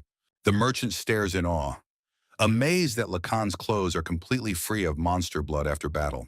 Ida eagerly asks if he was a legendary title holder, while the warrior maintains his silent demeanor. She persistently begs to see his cool sword, but Lacan gives a flat refusal to the girl. Noticing a stylish ring on his hand, Ida remarks on his unexpected choice of personal accessories. Lacan provides a short, monosyllabic confirmation while staring thoughtfully at the band on his finger. The scene shifts to the drifting clouds as the journey enters its third day of travel. Under the morning light, the group sits around a small campfire to rest and eat together. Ida complains about being targeted by a group of red monkeys throughout the previous night. Lacan looks toward his companion and asks her about the specific scarf she is wearing. She joyfully claims the yellow color is cute, oblivious to any practical dangers it might pose. The warrior explains that the bright hue acts as a beacon for magical beasts even in darkness. A serious look crosses Lacan's face as he teaches his young companion about the dangers of visibility. Expressing his thanks, the merchant mentions they should reach their destination by the end of the day. Lacan continues eating while reminding the man that his protection duty is not yet over. Ida encourages everyone to be at ease now that the most dangerous part seems behind them. The horse-drawn carriage rolls steadily along the forest path as they continue their trek. Lacan's sharp senses suddenly detect something unusual up ahead, causing him to tense up immediately. He sternly orders the group to stop, while the merchant asks for an explanation of the delay. Lacan reports that 4 people are currently lying in wait 800 feet down the road. The merchant trembles in shock at the incredible range of Lacan's sensory ability. Lacan directs the group to proceed for another 500 feet before stopping. Accepting the plan, the merchant instructs his driver to follow the warrior's lead. Ida grows excited at the prospect of finally fighting off some human bandits. Lacan bluntly reminds her that she failed to hit any targets the previous night. He looks at her curiously and asks if she possesses any magical abilities. Ida reacts with outrage, shouting that a normal person obviously cannot use magic. The warrior remains silent while absorbing this information about his companion's limitations. The carriage continues its slow trek forward along the secluded forest road. Lacan calls for an immediate halt once they reach the designated safety point. He orders the group to stay behind the wagon and wait for his signal. Ida prepares her bow as instructed, while Lacan warns her not to fire prematurely. Leaving the group behind, Lacan ventures alone into the dense thicket of trees. His sharp eyes narrow as he pinpoints the exact location of the hidden attackers. The warrior observes 4 professional killers lurking in the shadows with bows and swords. He evaluates their high-level concealment techniques and their perfect ambush positioning. Satisfied with his reconnaissance, Lacan decides he has seen enough to take action. He suddenly bursts through the tall grass like a dark blur toward his enemies. A hidden bandit gasps in surprise as the warrior appears right before him. Lacan delivers a swift and lethal blow to the ambusher before any resistance starts. The archer bandit reacts with terror as his defensive line is instantly breached. Lacan continues his relentless assault, closing the distance to the next target with speed. One of the ambushers is sent flying through the air after a devastating impact. Another hidden archer perched high in the trees cries out in desperate frustration. The warrior's expression remains stoic and analytical amidst the chaotic jungle skirmish. With a powerful leap, Lacan ascends a massive tree to engage the next foe. He unleashes a concentrated burst of wind magic that tears through the dense foliage.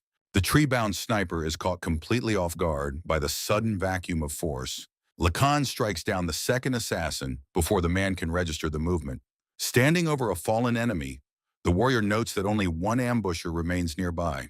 His eye narrows as he focuses his sensory perception to find the final target. Suddenly, a bald man emerges from the tall grass, brandishing a strange metallic tube. The villainous leader grins wickedly while steadying his aim at the warrior. Lekan immediately recognizes the dangerous weapon as a potent and rare magic tool. Reacting with lightning reflexes, he prepares a counterspell to deflect the projectile. A tremendous shockwave of wind is directed toward the gunman to disrupt his focus. The bandit struggles to maintain his grip as the magic tool begins to glow. Lacan watches from a distance as the unstable energy within the device fluctuates. A massive explosion rocks the entire forest, sending a plume of smoke upward. Ida stands atop the carriage and calls out Lacan's name after witnessing the blast. Cheney and Afin discuss investigating the explosion out of concern for their companion's safety. Ida shouts for Lacan from the roof of the carriage as the horses come to a halt. Lacan returns from the forest dragging the unconscious bandit leader while carrying the magic weapon. Leaning out from the wagon, Ida asks if he is all right and wonders about the blast. The warrior presents the captured magic tool and assesses the poor skill of the fallen wielder.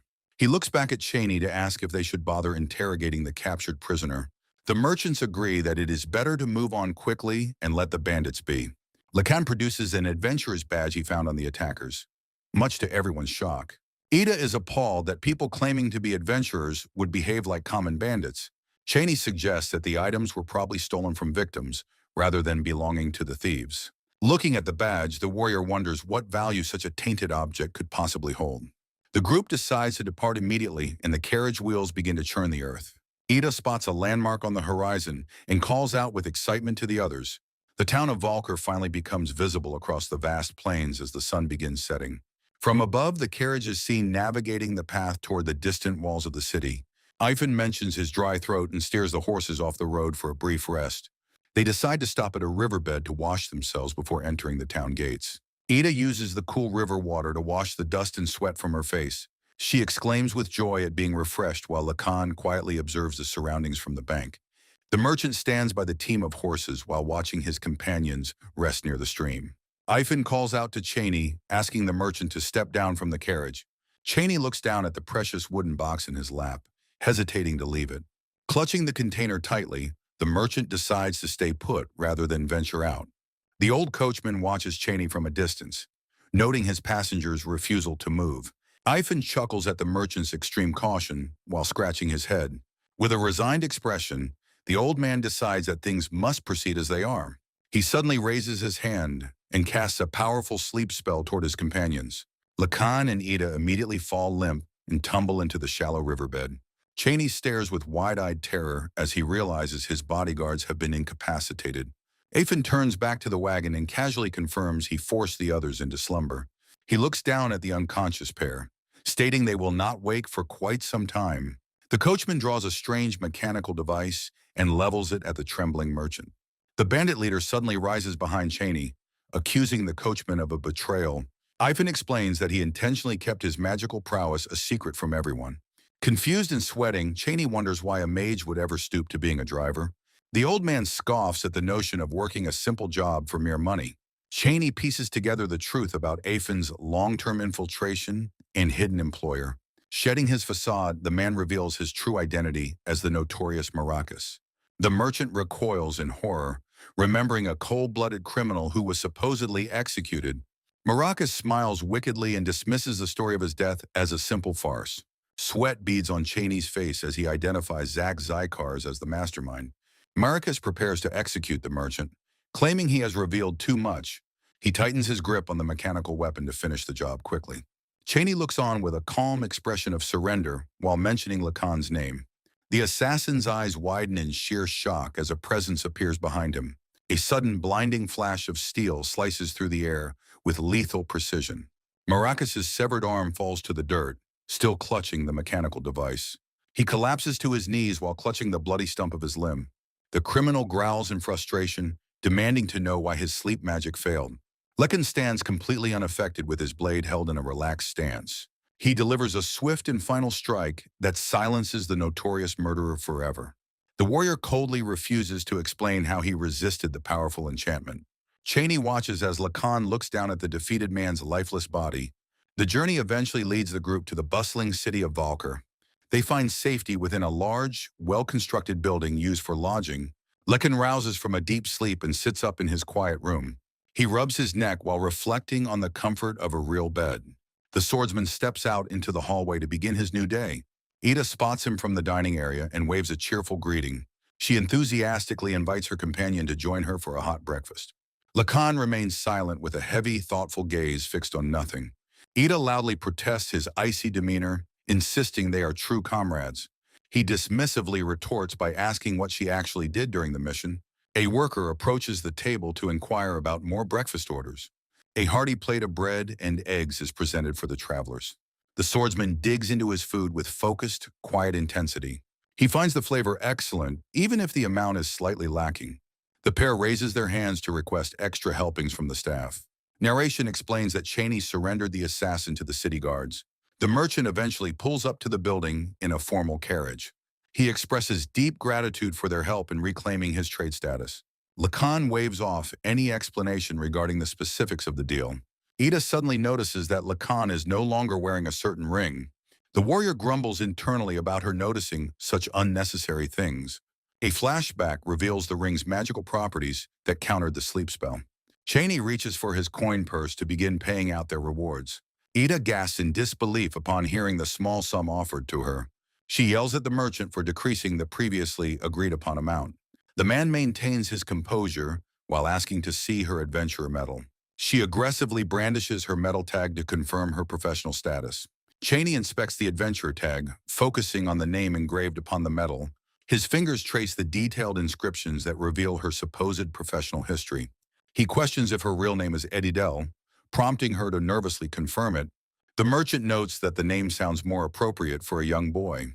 She laughs boisterously and explains that her upbringing matches her masculine name. He points out the date of the silver promotion and asks for her age. An awkward silence fills the room as the group waits for her answer. She screams in frustration as she realizes her fabrication has been exposed. Lacan swiftly interjects by grabbing her arm and pulling her back toward the table. Her belongings spill onto the table as his forceful grip stops her movement. He commands her to sit down while she pleads for him to let go. Cheney explains that using another's medal is a crime punishable by law. She stands up to defend herself, clarifying that the item belongs to her father. The merchant directly asks if she is currently operating as an unregistered adventurer. A map illustrates how guilds share data about imposters with lords and merchants. He warns her that a single report could permanently ban her from the guild. She remains paralyzed by the threat of being blacklisted from her profession. The man eventually relents, promising to keep her secret out of respect for her family. She accepts the warning with a somber expression while holding her father's memento. The girl heads upstairs toward her room with a heavy heart. Cheney offers a sincere apology for the previous tension. The merchant turns the conversation toward Lacan's hard-earned reward. He slides a heavy coin across the table to settle their deal. Lacan reacts with genuine surprise upon realizing it is a gold nugget. The warrior protests the excessive payment while Cheney justifies the increase. The merchant insists that Lacan's efforts are truly worthy of such a sum. He expresses his deep desire to maintain a favorable relationship in the future. Lacan acknowledges the sentiment and formally accepts the gold. He begins to speak about his plans for the immediate future. The veteran warrior asks for a favor that the merchant welcomes. He requests an introduction to a highly skilled medical practitioner. Cheney contemplates which doctor would be capable of meeting Lacan's standards. The businessman identifies a single person who might be suitable. He warns that the woman is incredibly difficult and hates taking apprentices. Lacan accepts the terms and prepares to wait for the introduction. Laundry sways in the wind as time passes in the city. Lacan eventually journeys into an obscure alleyway to find the doctor. He consults a hand-drawn map to ensure he has not gotten lost. The warrior wonders if he has finally arrived at his desired destination. He stands before a massive, radiant sphere that pulses with immense power. Lacan senses a massive surge of magic power comparable to a high-level maze master. The warrior proceeds down the path while questioning the true nature of this doctor. He suddenly stops as he catches sight of his destination, nestled among the walls. A modest wooden house surrounded by a lush garden and a sturdy fence appears. The traveler notes how rare it is to find such a timber structure in town. He reaches out to feel the rough texture of the wooden railing. Looking around, he finds no obvious path or entrance leading toward the residence. His hands trace the joinery of the fence as he searches for a way inside. He chooses to circumvent the main perimeter by moving through the deep hedge shadows. A hidden stone path emerges beneath a natural archway of thick trees. Lekin stands before the final door, sensing the immense power just beyond the wood. He raises a heavy fist to announce his presence with a firm knock. A voice from within the house asks for the identity of the visitor. He identifies himself as Lekin and mentions Cheney's recommendation to meet the doctor. The inhabitant invites him in after mentioning they have heard of his arrival. The warrior reaches for the handle and begins to pull the door open. He pauses momentarily to notice deep, claw-like gouges carved into the inner frame. A massive ape-like beastman sits patiently on the floor in the center of the room. Lacan maintains a stoic expression while assessing the powerful being before him. The creature stares back at the intruder with a curious and inquisitive grunt. Lekin narrows his eyes, firmly deciding that the large beastman cannot be the doctor. He turns his head toward a voice calling from the shadows of the wooden house. Entering the room, he offers a polite greeting while noticing rows of ceramic jars. A sudden spark of surprise crosses his face as he processes the scene before him. Shelves stacked high with various containers and apothecary supplies dominate the background. Medicinal tools and small grinding bowls sit organized on the lower wooden tiers. A figure seated in a large wooden chair emits a soft sound of acknowledgement. Sheila, an elderly woman with long white hair, smiles while mentioning Cheney's escort. She sits comfortably with her arms crossed, introducing herself with a serene expression. The warrior begins to introduce himself before the doctor halts him to offer hospitality. She commands the massive creature named Jericho to bring a chair for the visitor. The beastman grunts and lifts a small wooden stool with one powerful hand. Lacan watches the creature work while Sheila apologizes for any initial confusion. The traveler is internally stunned by the unbelievable magnitude of magic power Sheila possesses. He observes that despite her appearance as an elderly woman at first sight, his specialized sensor magic perceives the distinct form of a young woman instead. He rests on the floor, wondering if her current figure is a continuous magical projection. Sheila expresses her gratitude for his help during a recent event that involved her circle. Lekin repeats her choice of words in his head while staring back at her. The doctor notes his involvement in Cheney's business as she continues the discussion. Sheila asks why he wants to learn medical skills specifically for restoration. The warrior considers her question as she pushes for a deeper explanation. He reflects on his life as an adventurer, where such medicines are essential, explaining his desire to understand the tools he trusts with his life. A memory of self-healing with his own crafted items brings him satisfaction. He looks at her and simply states his love for making magic medicine. The doctor remains silent for a moment before accepting his direct answer. She admits her interest in his genuine motivation and notes his honesty. Sheila then requests to see a sample of the medicine he has produced. Lacan reaches for his belongings to present the results of his craft. He places 2 vials on the table and explains their distinct functions. The doctor examines a strange container and asks how to open it. She twists the cap until it releases with a sharp popping sound. Impressed by the bottle's quality, she asks where such items are sold. Lacan informs her they are irreplaceable and that he won't part with them. Sheila laments the answer while focusing her attention on the vial's contents. The traveler wonders if she is currently employing a specialized appraisal skill. She drips a small amount of the liquid onto her fingertip. Tasting the sample allows her to identify it as magic restoration medicine. The doctor closes her eyes and acknowledges her findings with a soft realization. Sheila holds the vial up to the light, acknowledging the medicine's impressive quality despite her unfamiliarity with its ingredients. Placing the container down, she notes that his skill would earn him a reputation as a competent doctor anywhere. The warrior watches her intently, secretly questioning if showing the medicine revealed too much of his hidden background. The doctor suddenly breaks the tension by declaring that she wants him to take a formal exam. Looking toward the shelves, she explains her need to test his resourcefulness and endurance before accepting him as an apprentice. Lekin considers her conditions and asks for clarification on what he must do to prove his capabilities. She tells him to head to the local Adventurer Association to take on a task known as the Ministry Commission. Inside the bustling guild hall, various armored individuals gather to discuss their upcoming missions. Lekin walks through the facility, noticing several adventurers carefully examining the posted request boards. Feeling a sense of calm among those of his own kind, he makes his way toward the busy registration counter. The traveler reaches the desk and begins to introduce himself to the staff member in charge. A bubbly receptionist named Era greets him warmly, revealing she was already expecting his arrival today. He asks if Sheila contacted her, but she explains that the merchant Cheney visited earlier to vouch for him. Lacan realizes Cheney's foresight has smoothed his path as she repeats the merchant's high praise for his skills. Ira smiles brightly and prepares to move forward with the necessary formalities for his official guild registration. She grunts while hoisting a massive, heavy ledger onto the table to begin recording his personal details. Looking at the tall man, she confirms that he goes by the single name of Lacan. The receptionist asks a series of standard questions regarding his birthplace, prior experience, and approximate age. Lacan provides his answers while she meticulously writes every detail down into the thick registration book. Finishing the entry with a cheerful laugh, she announces that all the registration formalities are now complete. Ira informs Lacan that he is now a registered adventurer and should collect his medal tomorrow afternoon. Lacan turns toward the wall and asks if the various papers posted there represent mission requests. The receptionist explains that the boards are organized by rank into copper, silver, and gold classes. He carefully scans the notices but realizes the specific commission Sheila mentioned is nowhere to be found. Ira smiles while clarifying that the ministry commission he seeks is not listed on the public boards. She tells him that such specialized requests require a direct application made at the reception desk. Curious about the nature of the task, Lekin asks her to explain what the commission actually entails. An infographic details how the system provides aid to the poor by using tax offset rewards. Lekin stares at the board and comments on how incredibly low the single copper coin reward is. The receptionist notes that while the pay is poor, these tasks carry great weight for future promotions.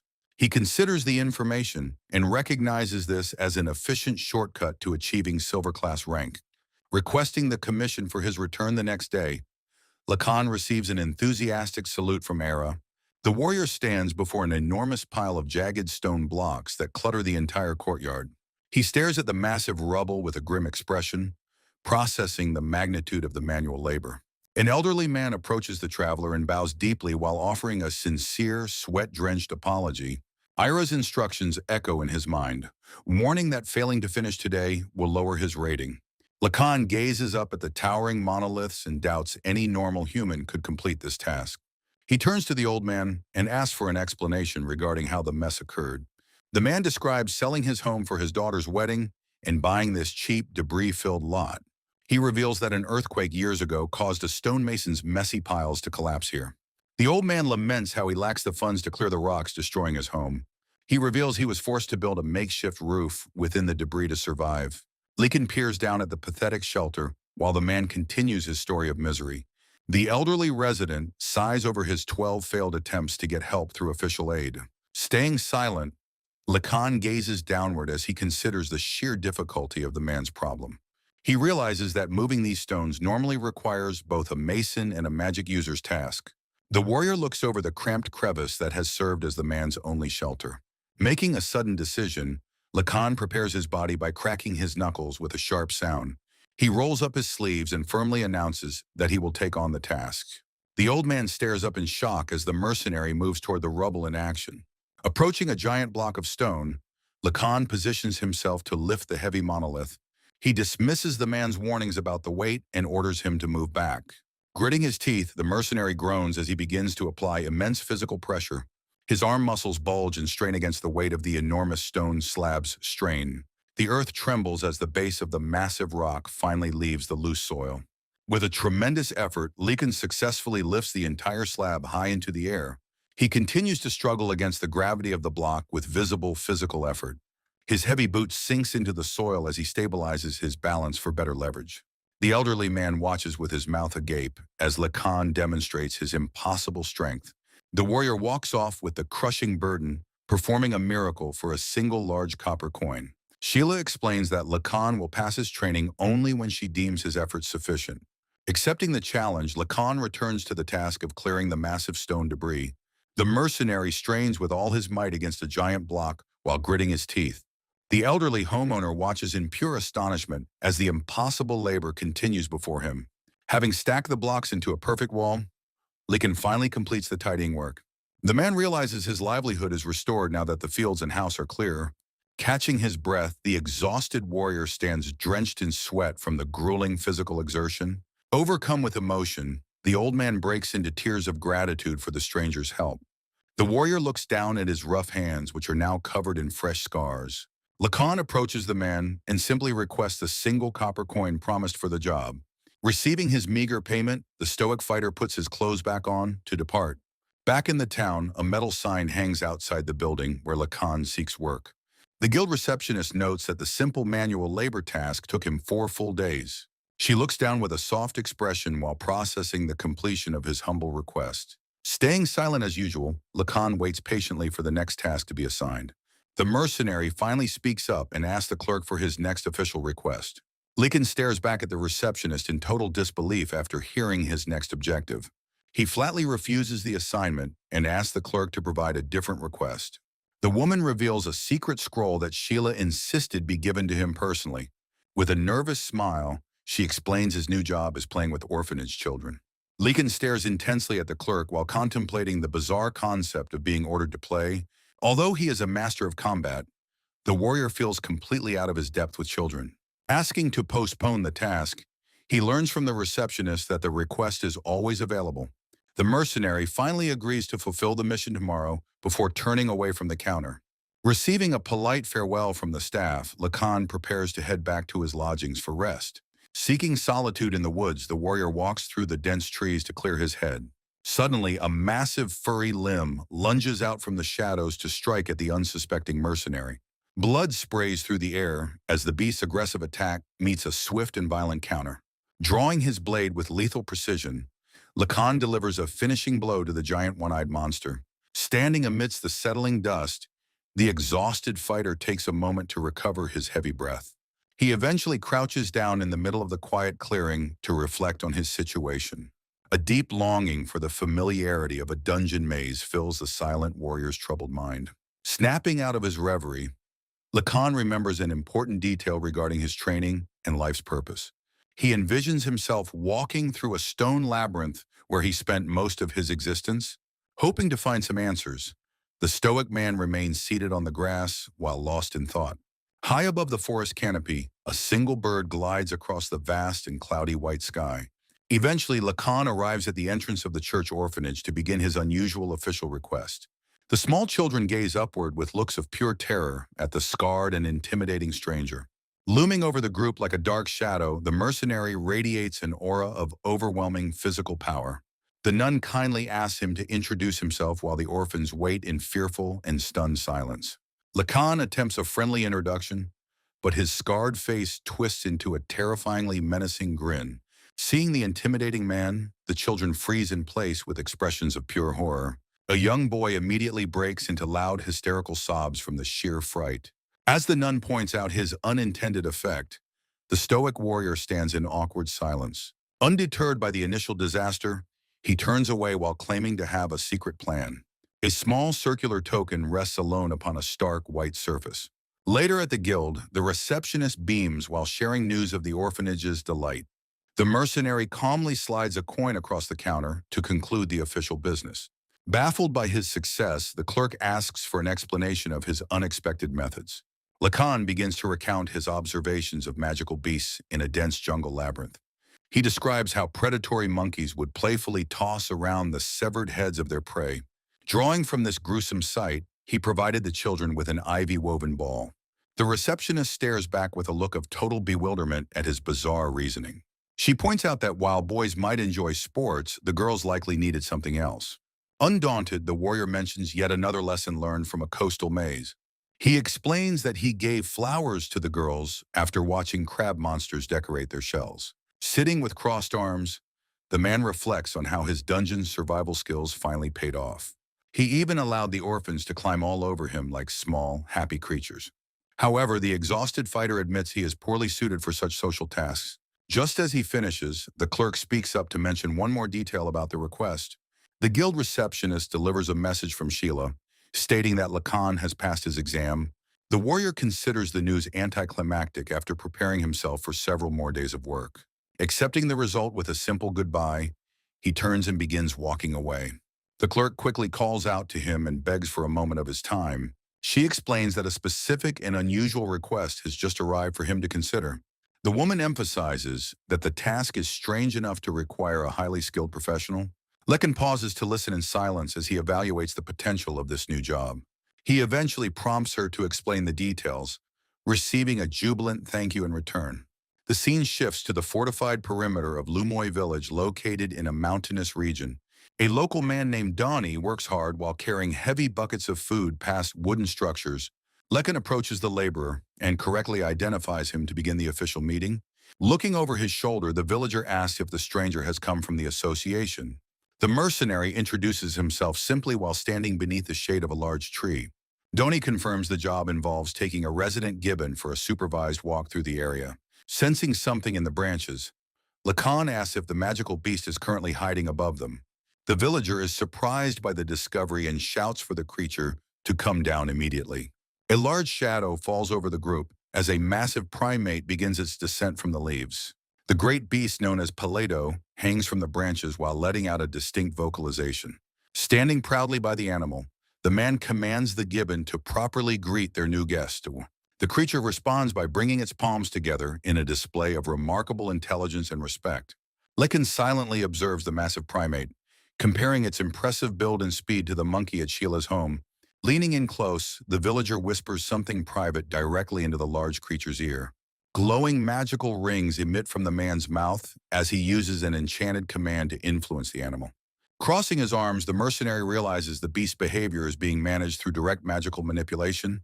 The laborer instructs his new hire to take the animal for a long walk toward the distant forest. Lacan remains skeptical about the high pay for such a seemingly simple task. Sensing the doubt, the man quickly defends the creature as a kind-hearted soul that poses no danger. He then points out several heavy buckets of fruit required to keep the large beast fed during the trip.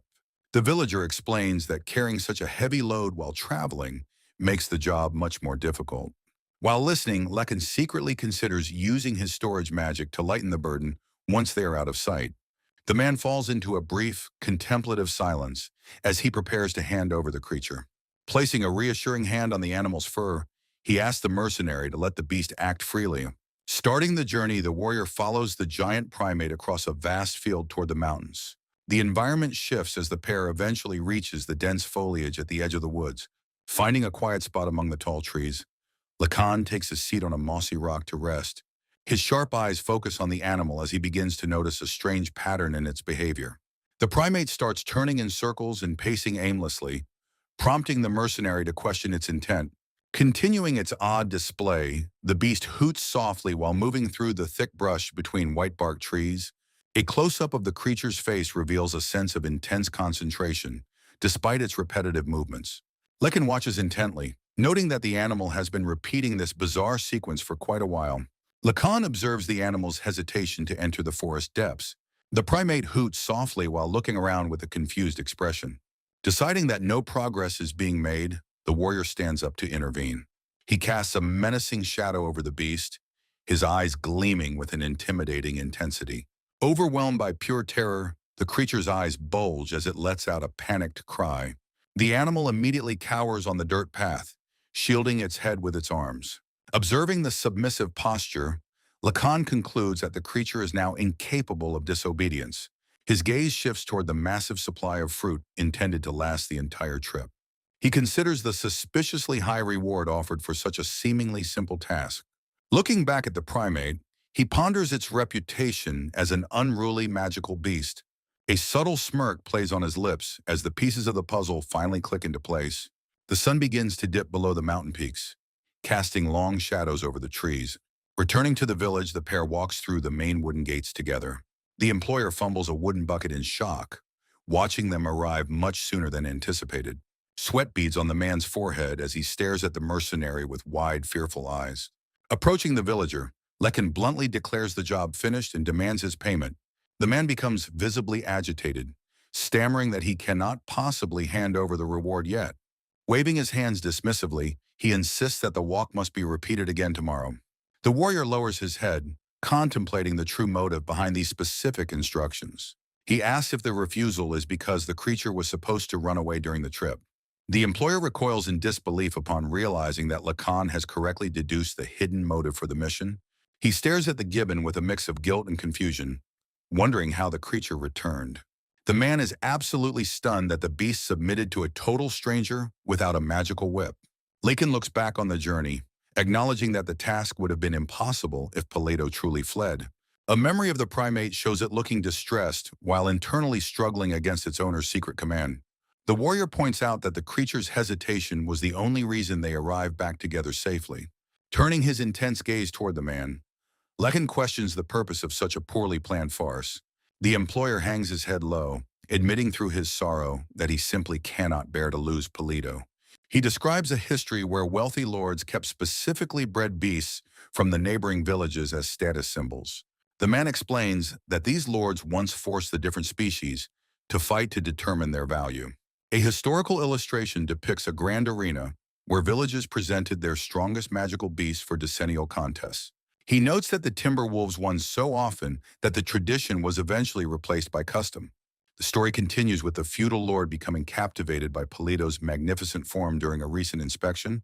Lekin listens as the man reveals that the lord decided to revive the brutal tradition for this gibbon. Clutching his head, the villager laments that the rest of his community is already celebrating the honor. An image shows the escalating animosity between the two villages as they prepare for a violent showdown. The mercenary asks if the man is truly the only one who objects to this prestigious opportunity. The employer looks up with clarity, stating that wolves and gibbons are inherently suited for different lives. He argues that while wolves are terrifying guardians, gibbons are much more useful for mundane daily labor. Looking at the primate eating, he concludes he did not want Polito injured for a hollow sense of honor. Lekin summarizes how the man tried to avoid the conflict through deception, acknowledging that such a plan would have left the warrior looking incompetent. While the employer desperately tries to justify the high reward as compensation, the warrior's gaze sharpens into a piercing stare of cold disapproval. He bluntly declares that the man is fundamentally wrong about pride, turning his attention toward the gibbon to make a definitive point. Lacan suggests that no magical beast finds joy in being deemed weak. The villager reacts with visible shock to the warrior's blunt assessment. His expression softens as he considers the creature's true significance. Lacan reflects on the weight of being told to fight for oneself. He stands alone while contemplating the essence of his own identity, asserting that his own greatest happiness comes from life as a fighter. The mercenary instructs the owner to seek the truth directly from Polito. Approaching the massive primate, the man asks if it desires to fight. The gibbon's hand twitches as it processes the master's heartfelt question. A savage grin spreads across the beast's face, revealing sharp teeth.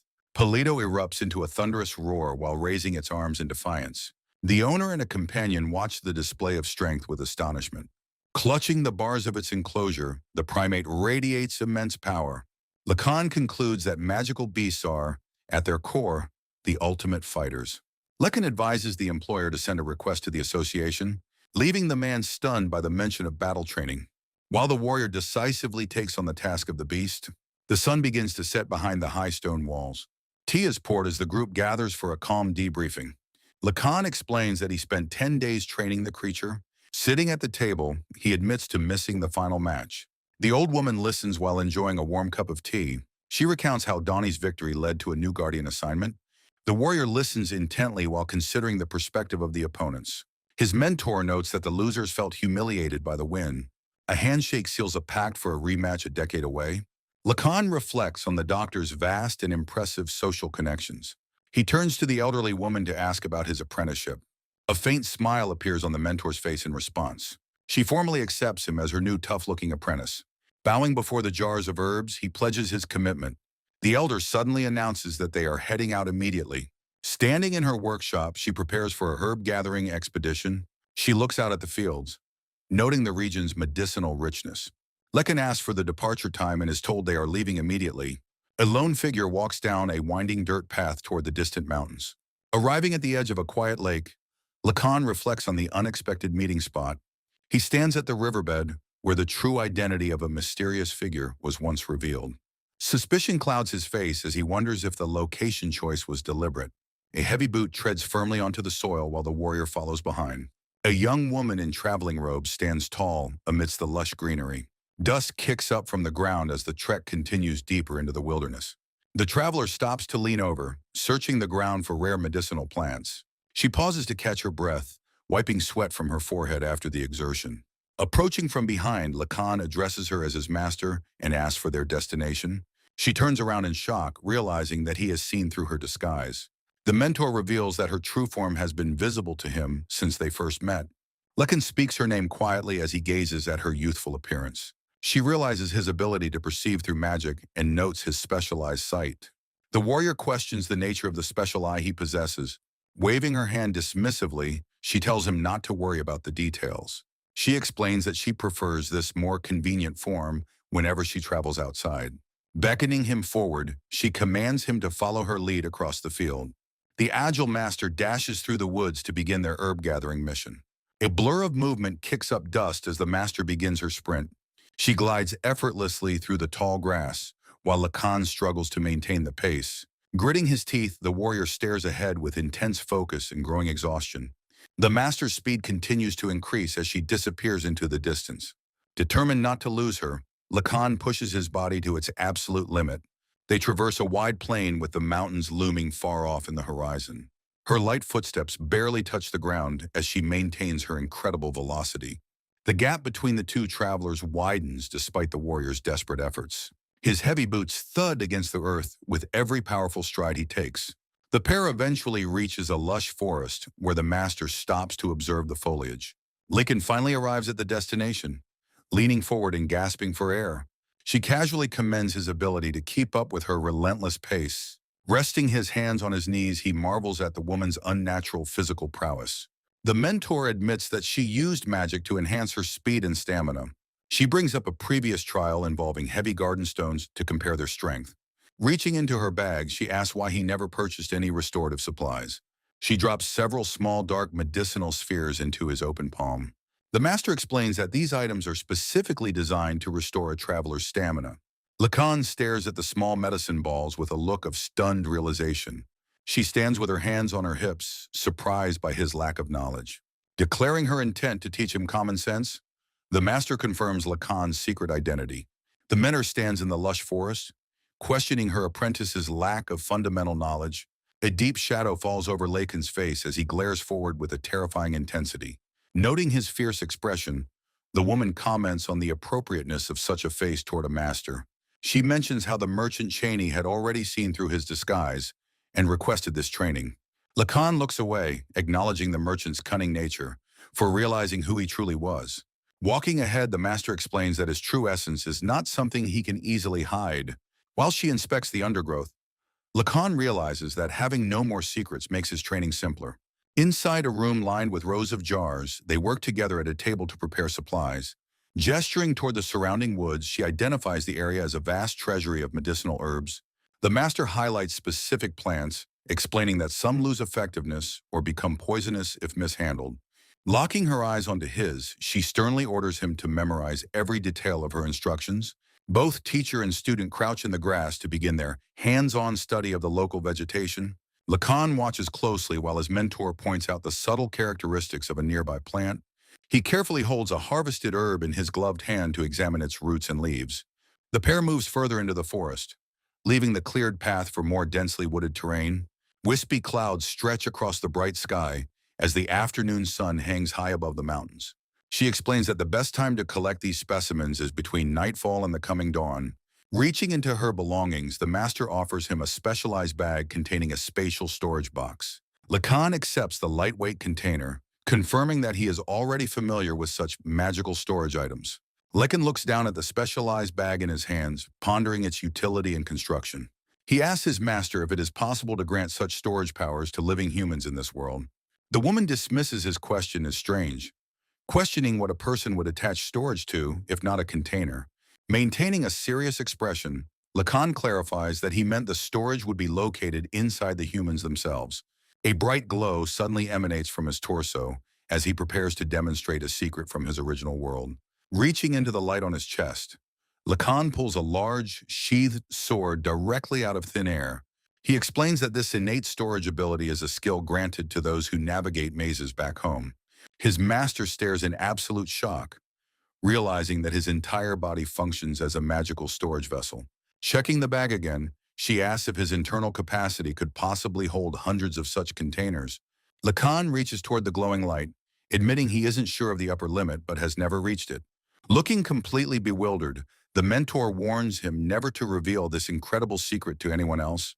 She points out that such a vast and secure storage method is non-existent in this current world. Standing together in the woods, she emphasizes the danger of being exploited by those wanting his ability. The giant afternoon sun continues its slow descent behind the jagged peaks of the distant mountain range. As evening falls, the pair settles by a campfire to cook a meal in a pot over the flames. Bubbles rise to the surface of the thick, savory stew while it simmers steadily over the hot stones.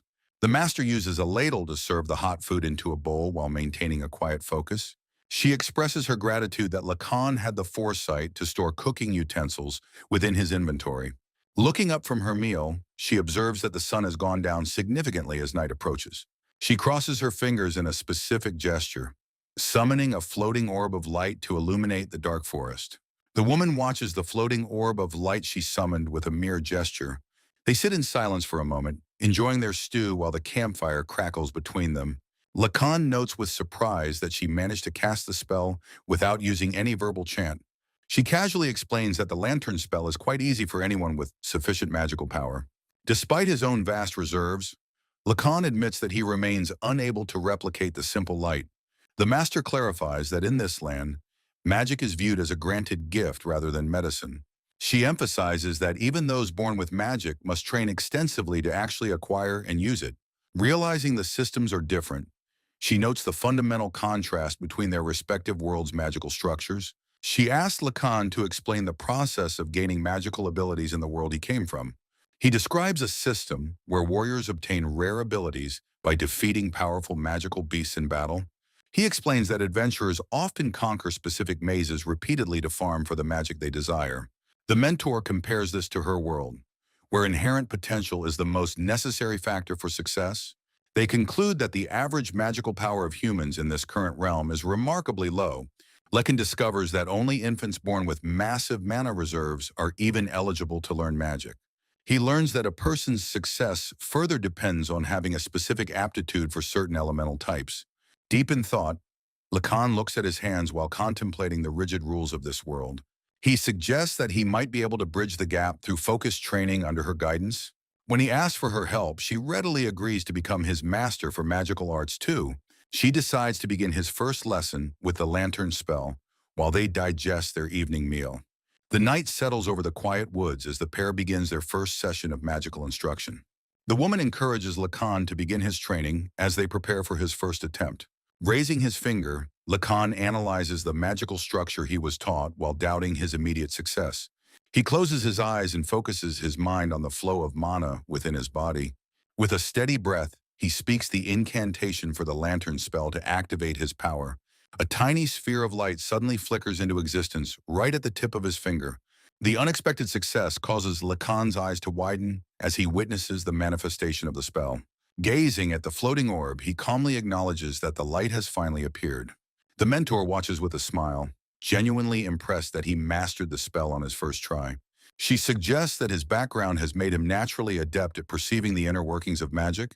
Lekin maintains his focus, keeping the glowing orb hovering steadily in the dark night air. The teacher then advises him to spend time practicing the spell at different sizes and distances. She warns that trying to learn too many types of magic at once would be counterproductive. A small smile plays on her lips as she notes his childlike enthusiasm for his new skill. Before long, Lacan fills the surrounding space with several glowing orbs to test his mana control. He looks up at the results of his training with a satisfied and determined expression. Time passes quickly until the first rays of morning light begin to touch the forest edge. A massive pile of stuffed herb sacks sits ready as proof of a night's hard work.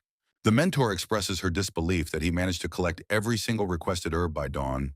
She admits her surprise at his lack of complaints while he credits the lantern spell's utility. Lacan reflects on using his secret detection ability to finish the task quickly while keeping it hidden. Sheila instructs Lacan to put the bags into his storage before they depart for their next destination. The journey begins across a vast mountain range covered in dense, towering trees. Branches and leaves rustle violently as the pair navigates through the thick wilderness. Moving with incredible agility, Sheila leads the way as Lacan follows closely behind her. Lacan concentrates on his endurance while reflecting on the grueling run that started at dawn. He realizes that Sheila chose a younger form specifically to move at such an unnatural speed. They bound across steep, rocky slopes and uneven terrain, with rhythmic and powerful strides. Feeling his energy wane, Lekin considers taking a supplement to maintain his momentum.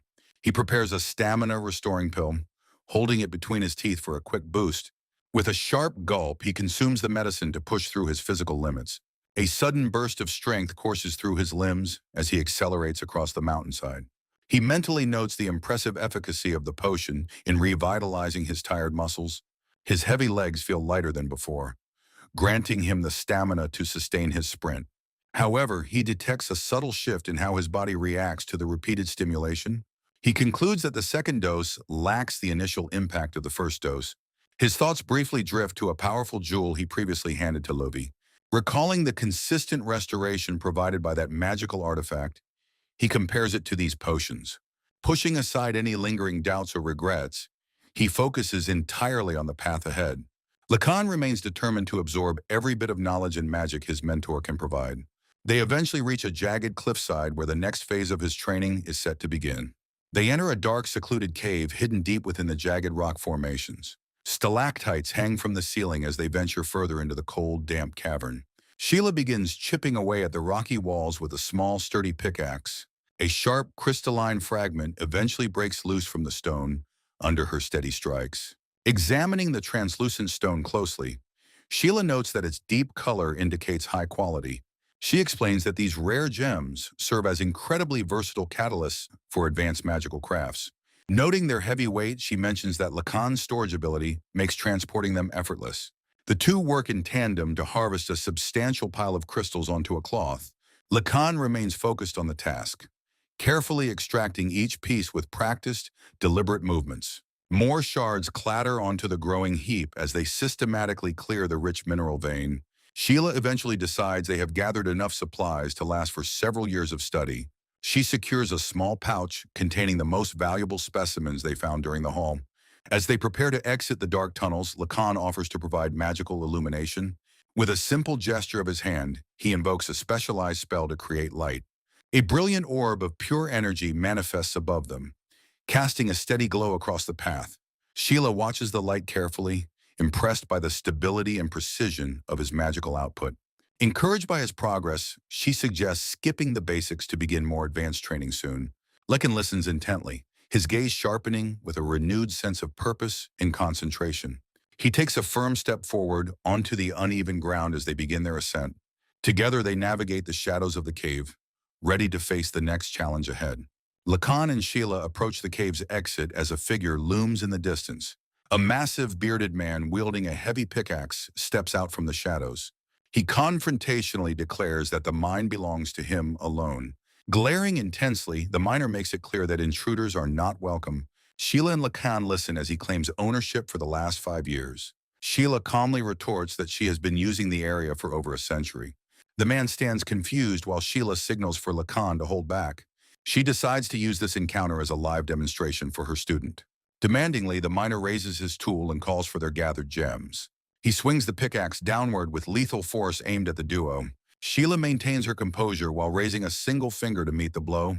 Lacan watches in silence as she begins to manifest a defensive spell. The attacker suddenly stiffens and turns into a solid statue of gray stone. Sheila explains that petrification is a spirit-type magic that usually requires direct contact. Lacan observes the terrifying effectiveness of the high-level magical art. Smirking, Sheila prepares to show him a secondary, more specialized technique. She points at the frozen man while invoking a powerful dehydration spell. All moisture instantly vanishes from the miner's face, causing it to crack. His body rapidly shrivels into a parched, mummified remains before their eyes. The transformation ends as his flesh dissolves completely into a hollow skeleton. Sheila watches as the miner's clothing collapses into a heap on the cave floor. The empty metal helmet rests atop a mound of fine gray sand. Lekin stares in disbelief at the remains of the man who was just standing there. Crouching down, Sheila runs the coarse sand through her fingers with a calm smile. She explains that even a less powerful version of the spell is quite lethal. Lacan remains motionless, overwhelmed by the casual display of such terrifying power. Sheila nonchalantly offers the discarded helmet to Lacan as a potential souvenir. Turning away, she announces it is time to return home and process their herbs. Lacan follows her out, silently admitting that a live demonstration is indeed effective. He contemplates her true nature as a century-old being with a ruthless streak. Doubts begin to surface about his decision to seek out her tutelage. Morning light eventually breaks over the tiled roof of a quiet residence. Lekin wakes up on a pile of straw within a dim room. A large, hairy black hand suddenly moves into his line of sight. His eyes snap open as he detects a presence hovering right beside him. Throwing off his blanket, Lacan demands to know who is there. A massive primate stares back at him with wide, curious eyes. Sheila appears in the doorway and harshly tells Lacan to stop being noisy. Recalling his current situation, he realizes he is now living at her house. He reflects on the strange experience of sharing his sleeping quarters with a monkey. Lekin gazes up at the dense thicket of herbs suspended high above him. Observing the architecture, he realizes the tall ceiling accommodates layers of drying plants. Sheila disrupts his thoughts by sharply ordering him to begin his morning labor. Carrying a heavy bundle, Lacan mutters about missing breakfast while the monkey watches. The pair sets to work as Sheila processes plants and Lacan manages the overhead lines. Perched atop a ladder, he reaches toward the hanging bundles to rearrange them.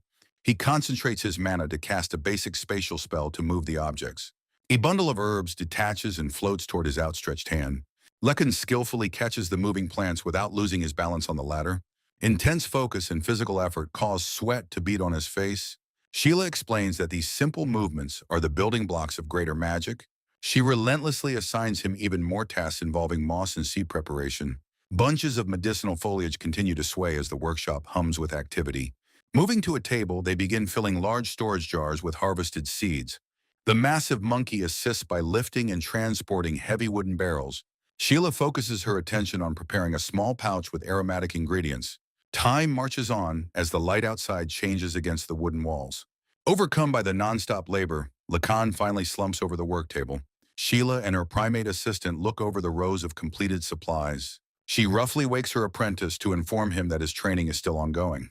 Sheila points toward a wooden barrel, reminding Lacan they must sell it to create workspace. Turning her attention to Lacan, she criticizes his disheveled appearance while he requests stamina restoration medicine. Lacan gulps down a drink while explaining the exhaustion of 5 days of constant labor and magic study. Shouldering the heavy barrels, Lacan and Jericho follow Sheila through the bustling streets of the city. The group approaches a large commercial building marked with a distinct medicinal sign above the entrance. Inside, an eager shopkeeper welcomes Sheila with open arms, expressing how long he has been waiting.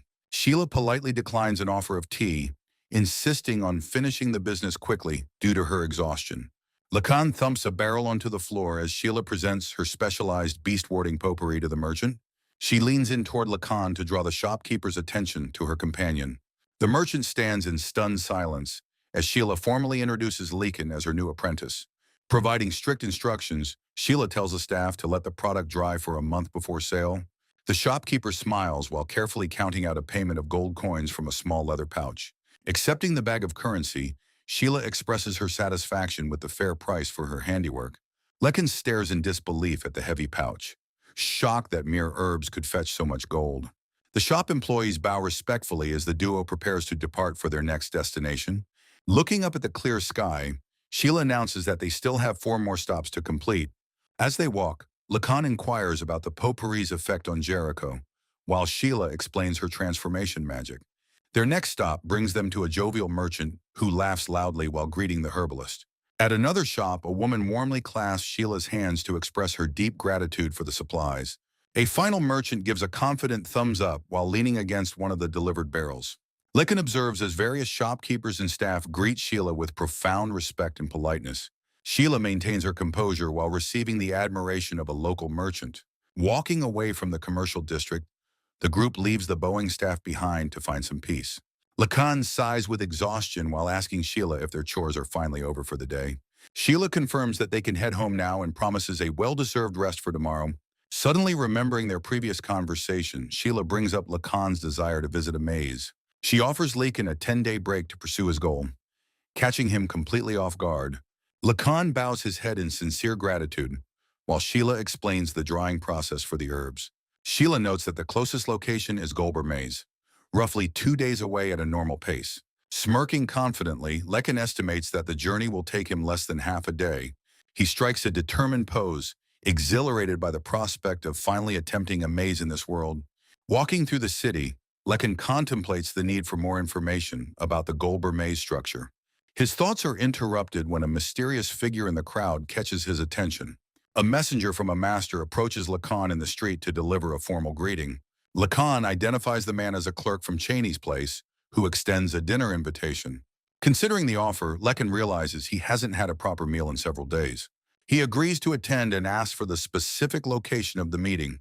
The scene shifts to the exterior of a refined building with a lantern hanging by the door. Cheney stands inside the dining room, warmly welcoming Lacan with a friendly greeting. Lekin pulls out a chair as Cheney encourages him to eat his fill after his hard work.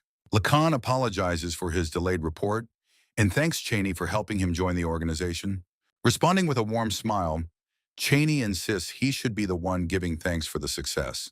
The merchant then signals for the service to begin, officially commencing their private dinner meeting. Moments later, a spread of appetizing food featuring baked bread and roasted meat is served. Dark wine is carefully poured into a small cup, filling the air with its rich aroma.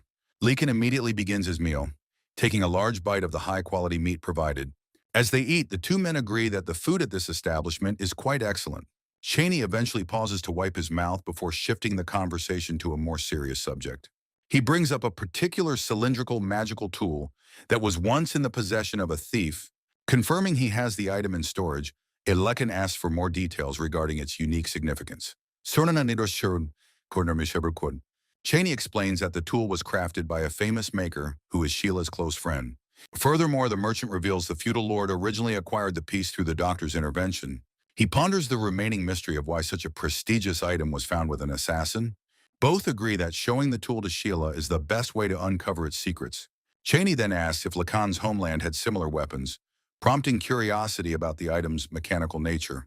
While maintaining a friendly grin, the merchant reaches forward to pour more drink for his guest. Lacan's sharp gaze remains focused as he maintains mental vigilance despite the seemingly relaxed atmosphere. An internal doubt arises as he questions whether he is letting his guard down too much.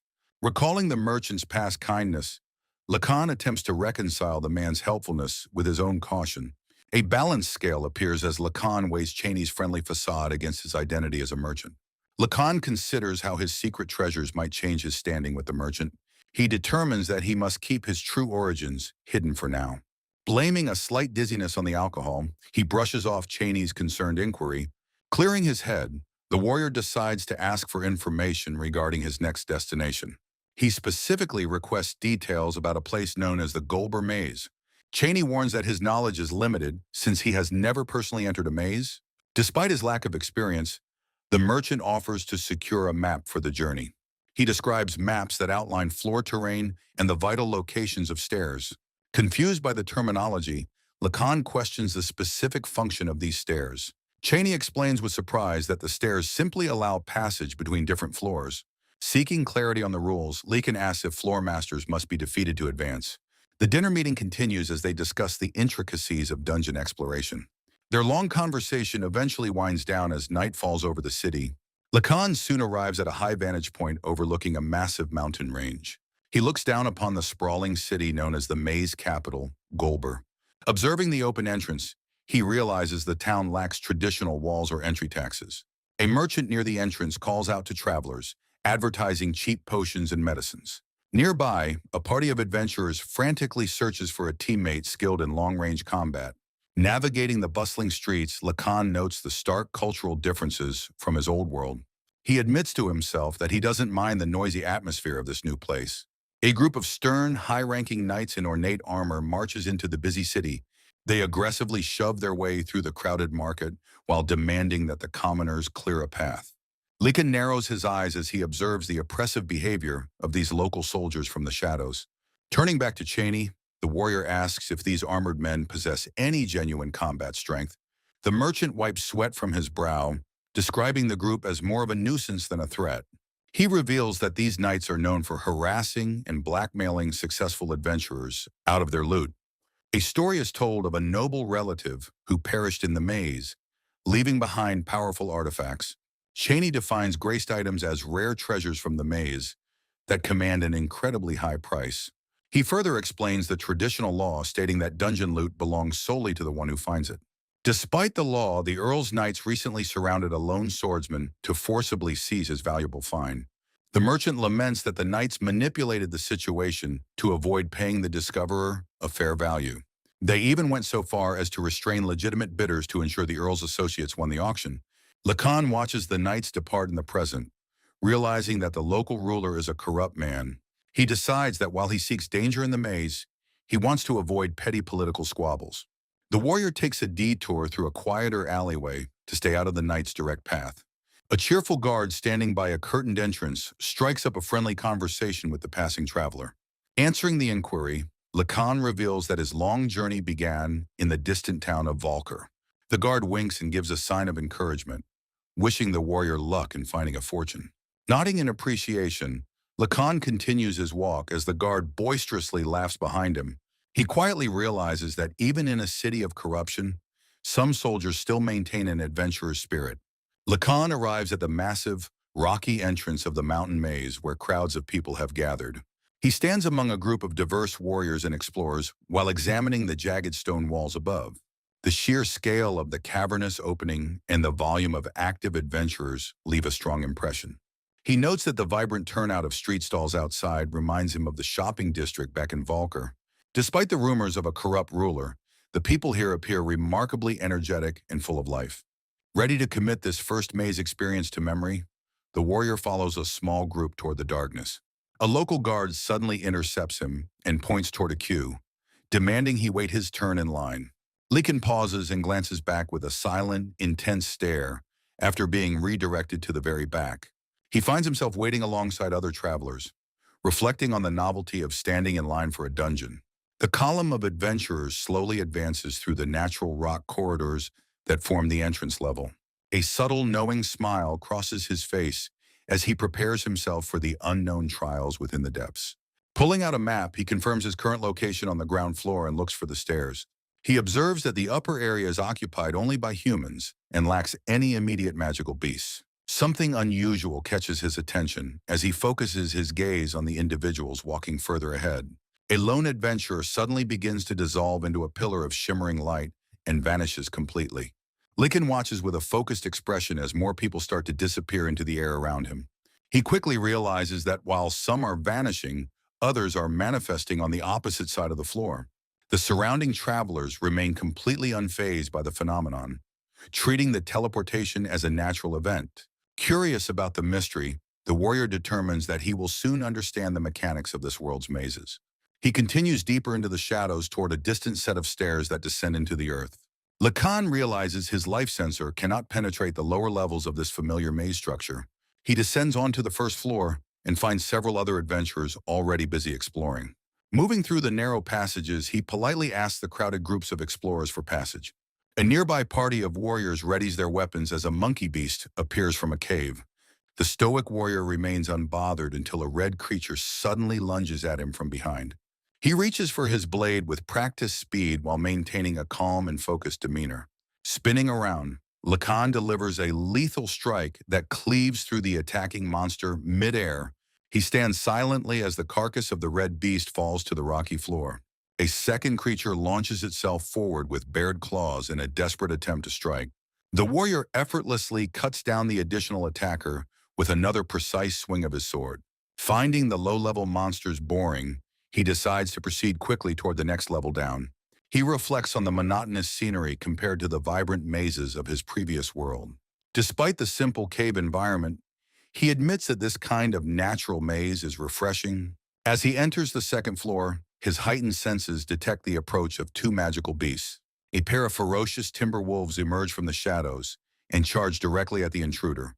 Lacan handles the lupin attackers with ease, repelling their assault with a series of quick blows. The defeated wolves dissolve into shimmering particles as they vanish from the physical world. He pauses to observe a mysterious light forming exactly where the creatures were slain. A small treasure chest suddenly materializes on the cold stone ground as a combat reward. He retrieves the loot and continues his steady march deeper into the dark cavern. Lacan examines the small seed-like object he retrieved from the reward chest. He holds the tiny item between his fingers to inspect its physical properties. Observing its red color and elastic texture, he wonders if it contains liquid. A panicked cry for help suddenly echoes through the dark cavern. The desperate scream for salvation rings out among the ceiling's sharp stalactites. A ferocious wolf with a thick mane growls menacingly at its cornered prey. A young explorer holds a shield up while desperately yelling at the beast. His female companion lies injured and cowering on the rocky ground behind him. The monster lunges forward with bared teeth in a lethal pounce. The boy flinches and braces for impact as the beast nears his throat.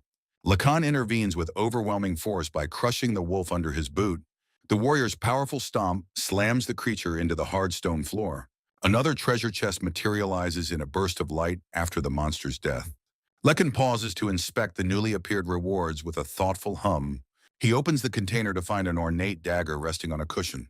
The young explorer approaches his savior with a hesitant and nervous demeanor. Bowing deeply, the boy offers his sincere thanks for the life-saving intervention. Lacan turns back to the survivor to ask about the items he has collected. He presents the mysterious red capsule and asks for its name and purpose. The survivor identifies the object as a common red potion for healing. Lacan asks if other potion types exist, while the survivor explains the red variety heals injuries. The boy describes various colored capsules used for curing poison or restoring magical energy. Refusing the medicine, the young man argues that his minor scratches are not worth using it. Lacan points his finger to clarify that the potion is for the severely injured girl. Apologizing for his misunderstanding, the explorer takes the capsule to treat his wounded companion. He carefully slides the small red object into the unconscious woman's mouth to save her. The injured girl lies quietly on the ground while the medicine begins to circulate. Shimmering magical energy surrounds her as she starts to recover from her life-threatening wounds. Lacan observes the rapid healing with interest, surprised by the efficacy of the small seed. The grateful survivor asks how he can possibly repay the warrior for saving their lives. Turning away from the pair, Lekin dismisses the offer of a reward with a calm refusal. He explains that the valuable information provided about the potions is payment enough for him. Venturing deeper into the subterranean maze, the warrior eventually reaches the desolate third floor. Surveying the new area, he notices the landscape is littered with many jagged rock formations. Sensing a hidden presence, he narrows his eyes at the seemingly inanimate environment around him. A mysterious glow suddenly pulses from a tall rock, revealing its true magical nature. Drawing his sword, Lacan realizes that a specific stone is actually the guardian of this floor. The pointed tip of the rock monster vibrates aggressively before launching a surprise attack. The stone beast swings its heavy arm while Lacan prepares to meet the blow head-on. He executes a powerful slash with his blade to strike down the animated mountain creature. Lacan's strike impacts the creature, causing a spray of debris to fly outward. The force of the blow sends a wave of liquid-like stone crashing onto the cavern floor. Despite the heavy damage, the jagged rock monster quickly reforms its towering shape. Lacan lowers his blade slightly, realizing his physical slashes aren't causing lasting harm. He observes the battlefield, concluding that the Guardian possesses defensive properties similar to a slime. Narrowing his focus, the warrior carefully scans his surroundings for a more effective solution. He soon notices a pair of nearby adventurers coordinating to lure another rock creature. A small object streaks through the air as part of their tactical distraction. The archer shouts instructions while drawing the monster's attention toward a specific ambush point. Her companion readies herself for the incoming beast as the trap begins to unfold. The cloaked mage concentrates her energy, chanting an incantation to summon destructive elemental power. She unleashes a concentrated fire arrow that streaks across the chamber with immense heat. The magical projectile strikes the rock beast, triggering a violent explosion that shatters its form. Smoke rises from the scorched ground where the Guardian once stood firmly. The female adventurer quickly moves in to claim the magical stone left in the remains. Victorious in their hunt, the two partners celebrate their success with a joyful high five. Lekin watches them depart, now certain that magic is the most efficient way to kill these monsters. Deciding to change his own tactics, he reaches for a specialized tool hidden in his gear. He reveals the formidable Lightning Dragon Gauntlet, a weapon capable of channeling electrical surges. Adjusting the magical armament, the warrior prepares to test if his energy can successfully activate its power. Lekin turns his back to the jagged pillars, focusing his attention on the metallic gauntlet. He clenches his fist tightly, feeling the weight and power of the specialized armament. Bright surges of electricity begin to crackle and dance around the gauntlet's sharp edges. With a forceful lunge, the warrior drives his powered fist directly into the rock monster. A violent burst of energy erupts upon contact, completely shattering the Guardian's stony exterior. Standing amidst the dissipating smoke, Lacan catches a glowing mana stone that falls from the remains. He contemplates his victory, realizing that exploiting an enemy's inherent weakness ensures an easy path.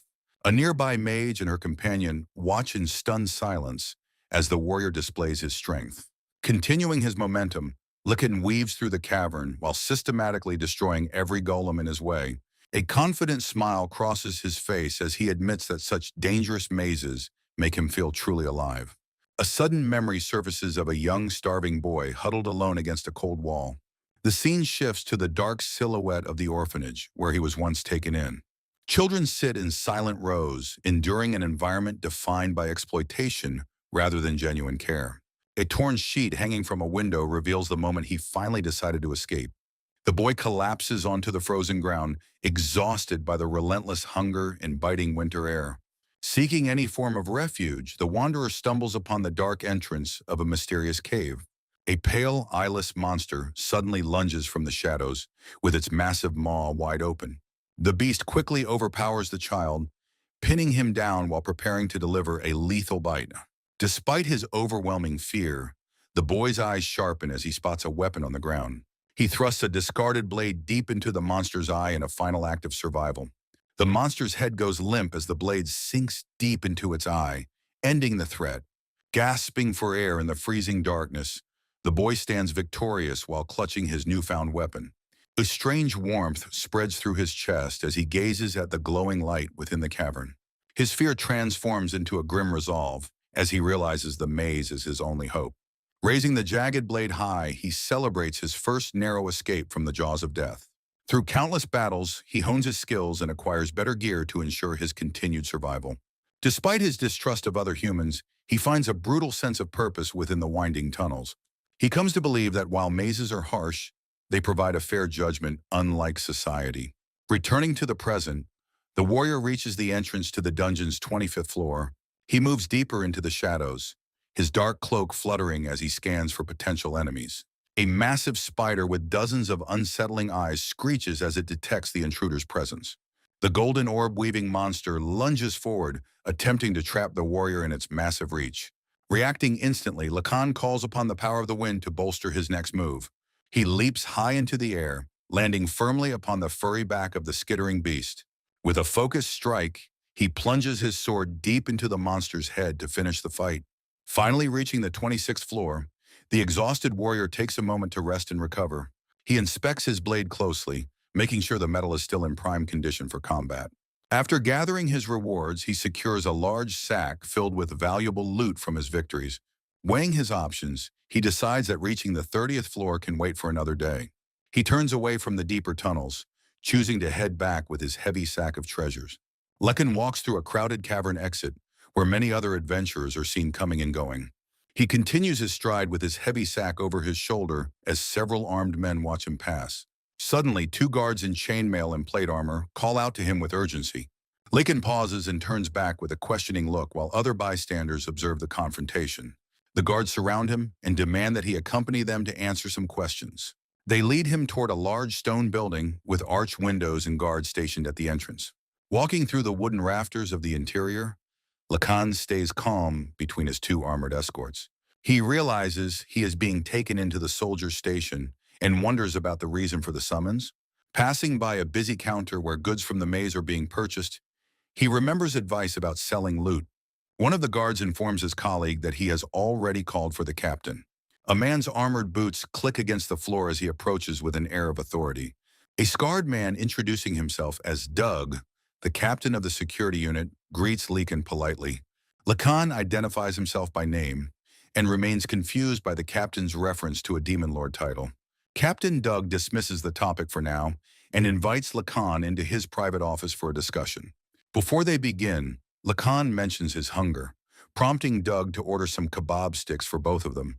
Steaming hot meat skewers are served on a plate, releasing a savory aroma into the room.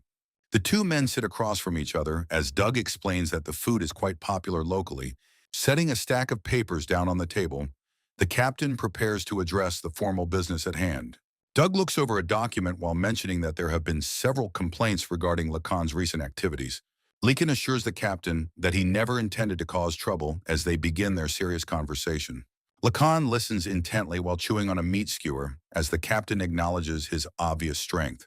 However, the captain brings up reports of Lacan threatening and attacking others on the upper floors. Lacan maintains a neutral expression while flatly denying that he committed any such acts. He then questions if attacking people within the lawless maze should even be considered a crime. The captain retorts by stating his duty to protect all adventurers within the territory of Gulber. Acknowledging the weight of the captain's responsibility, Lacan softens his stance during the interrogation. The conversation shifts as the captain asks if the warrior originally hailed from the northern lands. Doug explains that many young adventurers, without any experience, frequently come to challenge this specific maze. He describes how the local lord wants to foster an environment where these novices can safely grow. They discuss how everyone is trying their hardest despite the presence of dangerous individuals. The captain points out that a warrior of Lacan's caliber disrupts the balance of the ecosystem. He notes that Lacan's overwhelming power causes significant unease and doubt among the lesser adventurers. Remembering his haste, Lacan admits to jumping over several parties at the stairs to descend faster. The warrior finally realizes how he earned his fearsome nickname, while the captain lets out a hearty laugh. Moving on to a new topic, Doug mentions that the earth grazers on the third floor were overhunted. Lacan instantly recognizes the creatures as the slimes he had been systematically eliminating. He confesses to the extensive hunting while the captain explains the impact on the local economy. The officer clarifies that the third floor is a vital source of income for elderly solo magicians. Understanding the situation, Lacan agrees to cease his hunting activities on that specific level. The captain expresses his gratitude before hesitantly preparing to address one final delicate matter. Lacan listens as the captain explains how his presence inadvertently caused another party to suffer injuries. The officer smiles while emphasizing his duty to safeguard the less experienced adventurers in the maze. Curious about their whereabouts, Lacan asks if the affected party is still staying in the local town. He then places two small, crystalline vials onto the table to be delivered to the injured group. The captain's eyes widen in shock as he recognizes the rare small red potions being offered up. Closing his eyes, Lacan clarifies that the potions serve as both medicine and a formal apology. Deeply moved, Doug acknowledges that the warrior possesses a noble heart, alongside his immense physical strength. Lacan continues to eat his meal while the captain agrees to handle the distribution of the items. The conversation continues as Doug asks how deep the warrior traveled into the dungeon during his visit. Upon hearing that Lacan reached the 26th floor, the captain erupts into a boisterous fit of laughter. The stoic warrior continues chewing his meat skewer as the officer marvels at such a splendid accomplishment. Doug recommends a trustworthy local merchant who provides fair appraisals and honest prices for gathered goods. Agreeing with the suggestion, Lacan decides to sell off his entire collection of loot at that location. He requests permission to use the table before beginning to manifest items from his hidden storage. Lacan reaches into his magical bag and begins pulling out various scrolls and a jeweled necklace. The captain watches in stunned silence as heavy metal shields and weapons begin to pile up. Pieces of high-quality armor and sharp swords clatter onto the wooden surface in a continuous stream. Doug's face contorts into an expression of pure terror as the volume of loot becomes overwhelming. Hearing the massive commotion from outside, several guards rush into the room to investigate the loud noise. The captain remains frozen in shock as the desk is completely buried under an incredible hoard of equipment. Doug stares in disbelief as he realizes the quality and rarity of the equipment Lacan produced. He picks up a blade that typically only spawns deep within the maze's 25th floor. Lacan ignores the officer's shock and bluntly asks if he intends to buy the loot. The captain sweats while explaining that he lacks the immediate funds to purchase everything at once. Agreeing to wait, Lacan decides to stay in town for the night to finalize the sale. Doug kindly offers his assistance with any other requests the warrior might have before they part. Turning back, the stoic fighter asks for a recommendation for a lodging that serves good food. The perspective shifts to reveal the fortified stone walls and high towers of the town Valker. Lacan walks through the massive stone gate while a merchant carriage enters the town behind him. A flicker of regret crosses his face as he realizes he acted impulsively with the sales. He remembers Cheney, the merchant who lent him the magic storage box for his dungeon expedition. To compensate, he resolves to bring better items from deeper floors to Cheney in the future. A sudden loud shout from behind causes the warrior to pause and look over his shoulder. A girl named Ada points an accusing finger at him while yelling about his sudden disappearance. Lakin chooses to ignore her and continues walking while she chases after him with frustrated cries. She catches up and grabs his arm, insisting that they were comrades on a previous job. Ada collapses onto the ground in despair after he reminds her she was only a burden. She quickly recovers and holds up a small charm while pitching a revival of their duo. The warrior remains silent and keeps moving as she follows him with a desperate, pleading expression. Eventually, the girl clings to his back and begs him to help her find bigger jobs. Lekin bluntly identifies Ida as a magic user, advising her to master her craft so she can survive without relying on others. The girl stares at him in wide-eyed silence as the realization hits her. Standing alone in the middle of a busy street, she wonders if she truly possesses magical potential. High above, the clouds drift slowly across a clear, open sky. Near the town wall, a modest wooden house sits surrounded by greenery. Inside, the elderly Sheila welcomes the warrior back and offers him a warm cup of tea. Lacan settles in and reports that he reached the 26th floor of the dungeon. Watching him closely, the mentor asks if he found the dangerous expedition worthwhile. The stoic man takes a sip and confirms his satisfaction with the journey. He continues the conversation by expressing his intent to delve even deeper during his next break. Suddenly, a series of loud thuds against the front door interrupts their quiet moment. Sheila looks toward the entrance and curiously asks if the visitor is looking for him. Outside, Ada pounds her fists against the wood while shouting for Lacan to let her in. The warrior pulls the door open and demands to know why she tracked him down. Though he claims to have no business with her, she stubbornly stands her ground. She shouts with desperation, begging him to reveal where she can finally learn how to use magic. Appearing behind Lacan, Sheila tells them to stop the commotion and invites the girl inside. Ida recognizes the legendary doctor and expresses her gratitude while introducing herself. The group eventually settles down around 3 cups of freshly poured, steaming tea. Sheila probes into Ida's motivations for seeking Lacan's help through the local guild, while the young girl cheerfully praises the quality of the elder's freshly brewed tea. However, Lacan remains unyielding and tells her to return home since he won't teach magic, prompting Ida to shout in frustration over his earlier comments about her latent power. Sheila interjects with a surprising suggestion that the stoic warrior should train the girl himself. She explains that teaching a novice helps a practitioner move beyond surface-level mastery. Lacan listens in silence as his mentor argues that this responsibility is actually a shortcut. Sheila eventually offers to teach him a fire arrow spell in exchange for his cooperation. Yielding to his master's logic, the warrior agrees to the task while Ida celebrates. The elderly woman then warns her new student to keep this apprenticeship a secret. Though Ida's enthusiastic use of his new title clearly irritates the serious man, formal training begins with Ida straining every muscle to manifest a simple lantern spell. She eventually collapses in exhaustion and openly doubts the effectiveness of their current method. Lekin privately acknowledges her vast potential, despite her failure to control her internal energy. The stoic man begins to suspect that his own teaching style is the problem. Sheila suggests he must find the words to explain actions that come to him instinctively. Shifting focus to daily chores, the mentor announces that a batch of medicine needs finishing. The group moves to a different section of the house to begin the next task. The elderly woman carefully monitors the steaming cauldron as the mixtures are prepared.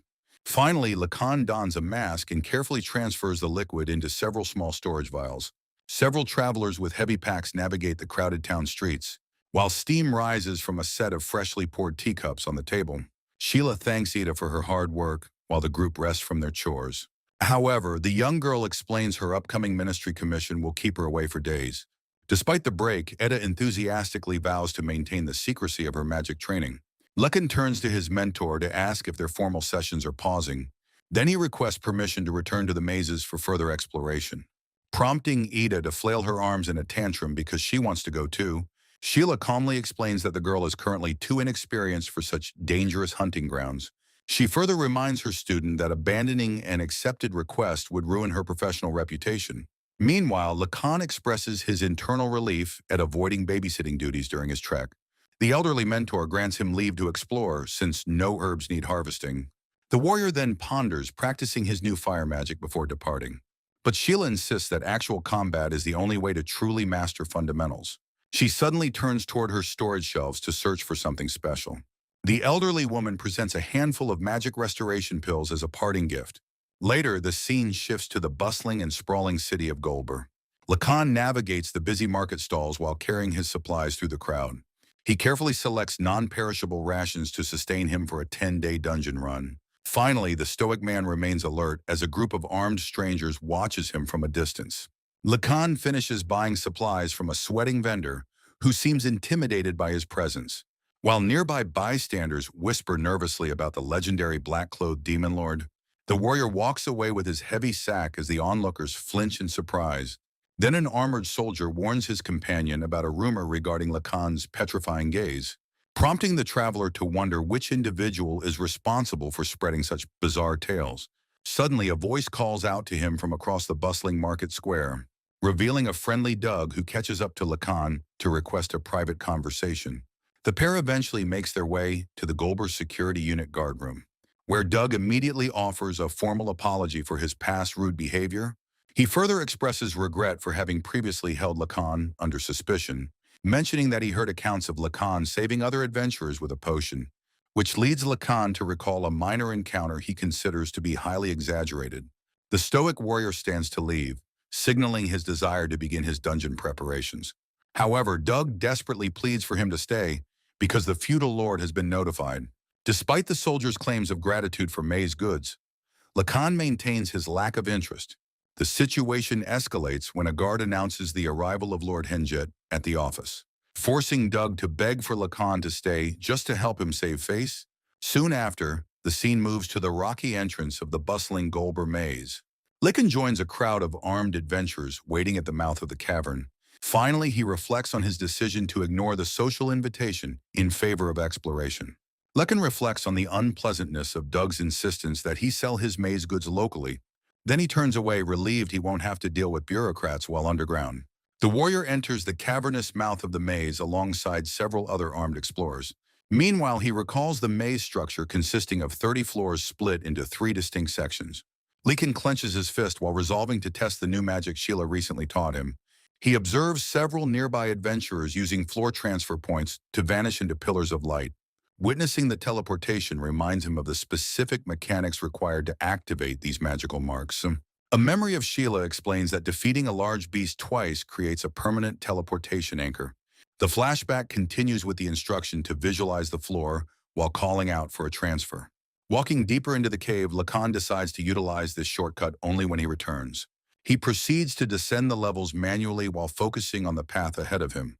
Eventually, he arrives at the 11th floor, which appears as a misty forest containing beasts.